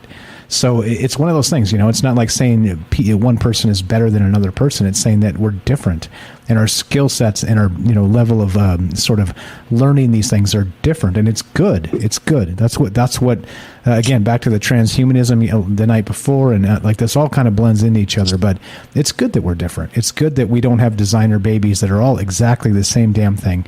And it's unfortunate with your brother, because it is my point back to that is it's a skill. That's a skill, and they doled it out of him, and that's just it's grotesque, man. I'm sorry to hear that. Well, I mean, he's a fine adult and everything like that, but I remember that, it was one of the things that, I went away to school. I'm a lot older than 12 years, maybe older than he is. So, I just remember going there, coming back, and I was like, where's my little brother? It's just, oh, we got him on medicine so he can do better in school. Well, I think he was better before, he's better now because he doesn't do that. But you just know what I'm saying is like how we try to get everyone to face into that point of conformity where we kind of lose a little bit of ourselves. And I think that's one of the most important things. That's the greatest thing about what we get to opportunity to do here is we get to be ourselves and, let our minds wander. I think that's really important. Amen. 100%. 100%. Great stuff as always, Jay. What else you got for us, my friend? Not a lot, Mike, because I came in late. I got a message that made me start thinking about you guys, and then I caught the show really late. I'm sorry, Mike. That's okay. Hey, you're allowed, man. We're all human, and it's okay. If you miss us for a day or two, or even a week or a month or whatever it takes, man, do what you got to do. You got to take care of yourself first. You got to take care of your family first. Don't worry about us. God willing, we'll be here tomorrow, and you catch up when you can. Okay, don't sweat it. Thanks. Yeah, of course. No problem, Mike. Appreciate it. All right, let's do it. Let's get the hell out of here. Thanks again to all the new folks. We got some new folks who are dipping into the conversation. I see you guys in the chat out there on YouTube and also over on Rockfin. I appreciate it, guys. And there you go. And what's up, Tree Lane? How you doing? What's up, Tree Lane? Welcome back. Larry says this. Larry's an old friend from Facebook. Larry says, "You imagined troubled minds how many years ago? Its reach is fantastic." And I think more than a social media reach or reach of the show itself, I think Larry's onto something in that the reach of our imaginations through troubled minds is indeed fantastic. Thanks, Larry, for hanging out with us. Thanks for the nice comment. And let's get the hell out of here. let's get the hell out of here. If you guys haven't joined the Discord, please do. Troubledminds.org, click the Discord link. You can find me from time to time staying up way too late and a little more inebriated than I may need to be. It happens here and there, and but not just for that, just for the conversations, because it's not just me. There's so many brilliant people that you know a lot of them. Jay here in New York, James in Michigan. We got Kelly in Colorado. A lot of these people are active on Discord. Jennifer pops in from time to time. APOC's on there. I mean, look, if you name people, you forget people. So Night Stalker, Rivers was on last night, both of them. So, I mean, the individuals that you may or may not know, amazing folks, good friends of mine, good friends of Troubled Minds. And it's just like it seems. This is not some farce of me being here and faking things, right? This is who I am. This is the way I think, and this is what this is about. It's about reaching out to people and considering things that most people don't consider. And there you go. That's what it's about. Like I said, less about me, more and more about the amazing folks that are out there. So there it is. Come say hi. Troubledminds.org. Click the Discord link. Come join and come say hi. And just you'll see what I mean. I don't have to sell it any more than that, because you'll be pretty shocked. What's up, Larry? Thank you again for the nice comment. And let's get the hell out of here. Let's do it. And play some a thing here, some outro music. You got the James tro for us there, James in Michigan. I do. All right, here we go. I'm going to give you a little echo and play this outro music, and we're going to have an outro by James Salcedo of Salcedo Paranormal. Follow him. Follow all the nice folks also. Scroll down, links in the description. And shout out to Mr. Mission Control. I hope you're okay out there, man. I saw the comment. I hope you're okay. Let us know if we can do anything. I reached out on the Discord. So did Jay here. So let us know, man. You know where to find us. I hope everything's well with you. My thoughts are with you right now. Let's do it. Let's get the hell out of here. Ladies and gentlemen, boys and girls, cryptids, reptilians, aliens, and everywhere in between, I present to you James Salcedo of Salcedo Paranormal. Go right ahead, my friend. Civilization will reach maturity only when it learns to value diversity of character and of ideas. And that's from Arthur C. Clarke. Boom. James always has a way of finding just the right flavor for the outro. Appreciate it, James. Thank you very much. This is the way this works. Like I said earlier, if you want to help the show, there are a number of ways. You can sub up directly on Patreon, Rockfin, or of course Twitch. Probably the best way, if you don't care which is which, the order probably the best is going to be Rockfin first, then Patreon, then Twitch, because Twitch takes 50%. And then if you want to help, you like merch, we got hats, shirts, all the rest of that at troubledfans.com. A lot of that out there, lots of folks out there buying some of that stuff because they've been waiting for a long time for some decent Troubled Minds merch. Like I said, it's guaranteed to be good quality. I got a crappy hat with it. They fucked up the stitching. I had contacted them, Mrs. Strange did actually, and they said, sorry about that, we screwed up, and they sent another hat. It's on the way. So it is guaranteed, backed up. It's not going to be some piece of garbage, and there you go. So troubledfans.com, you can find that stuff there. All right, and if you want to help the show and don't want to spend money or don't have money to spend, I completely understand. There's so many people like battling for your dollars. There are other ways. Spread the word. Spread the word that there's a conversation happening out there, and let people know, hey, everything doesn't have to be so grotesquely political all the time. And the final way, the easy way, is there's 421 episodes on the podcast feed. 421. We've been at this 4+ years, okay? Check it out. There's some amazing stuff up there. There's some gold. If you listen to the podcast feed, Spotify or iTunes or anywhere you get your podcasts, completely free. It's monetized. Let those commercials play. I appreciate that. It kicks me a couple cents when you do that, okay? So that's an easy way to help. Put on an old show while you're making dinner over the weekend or something, and it does help. There you go. As we finish, it goes exactly like this. Be sure, be strong, be true. Thank you for listening. From our troubled minds to yours, have a great night. The bad news is we're done, but the good news is, God willing, we've got tomorrow. That one's for you, Jay. Let's get the hell out of here, guys. Thanks, Mike. Woo! Amen to that.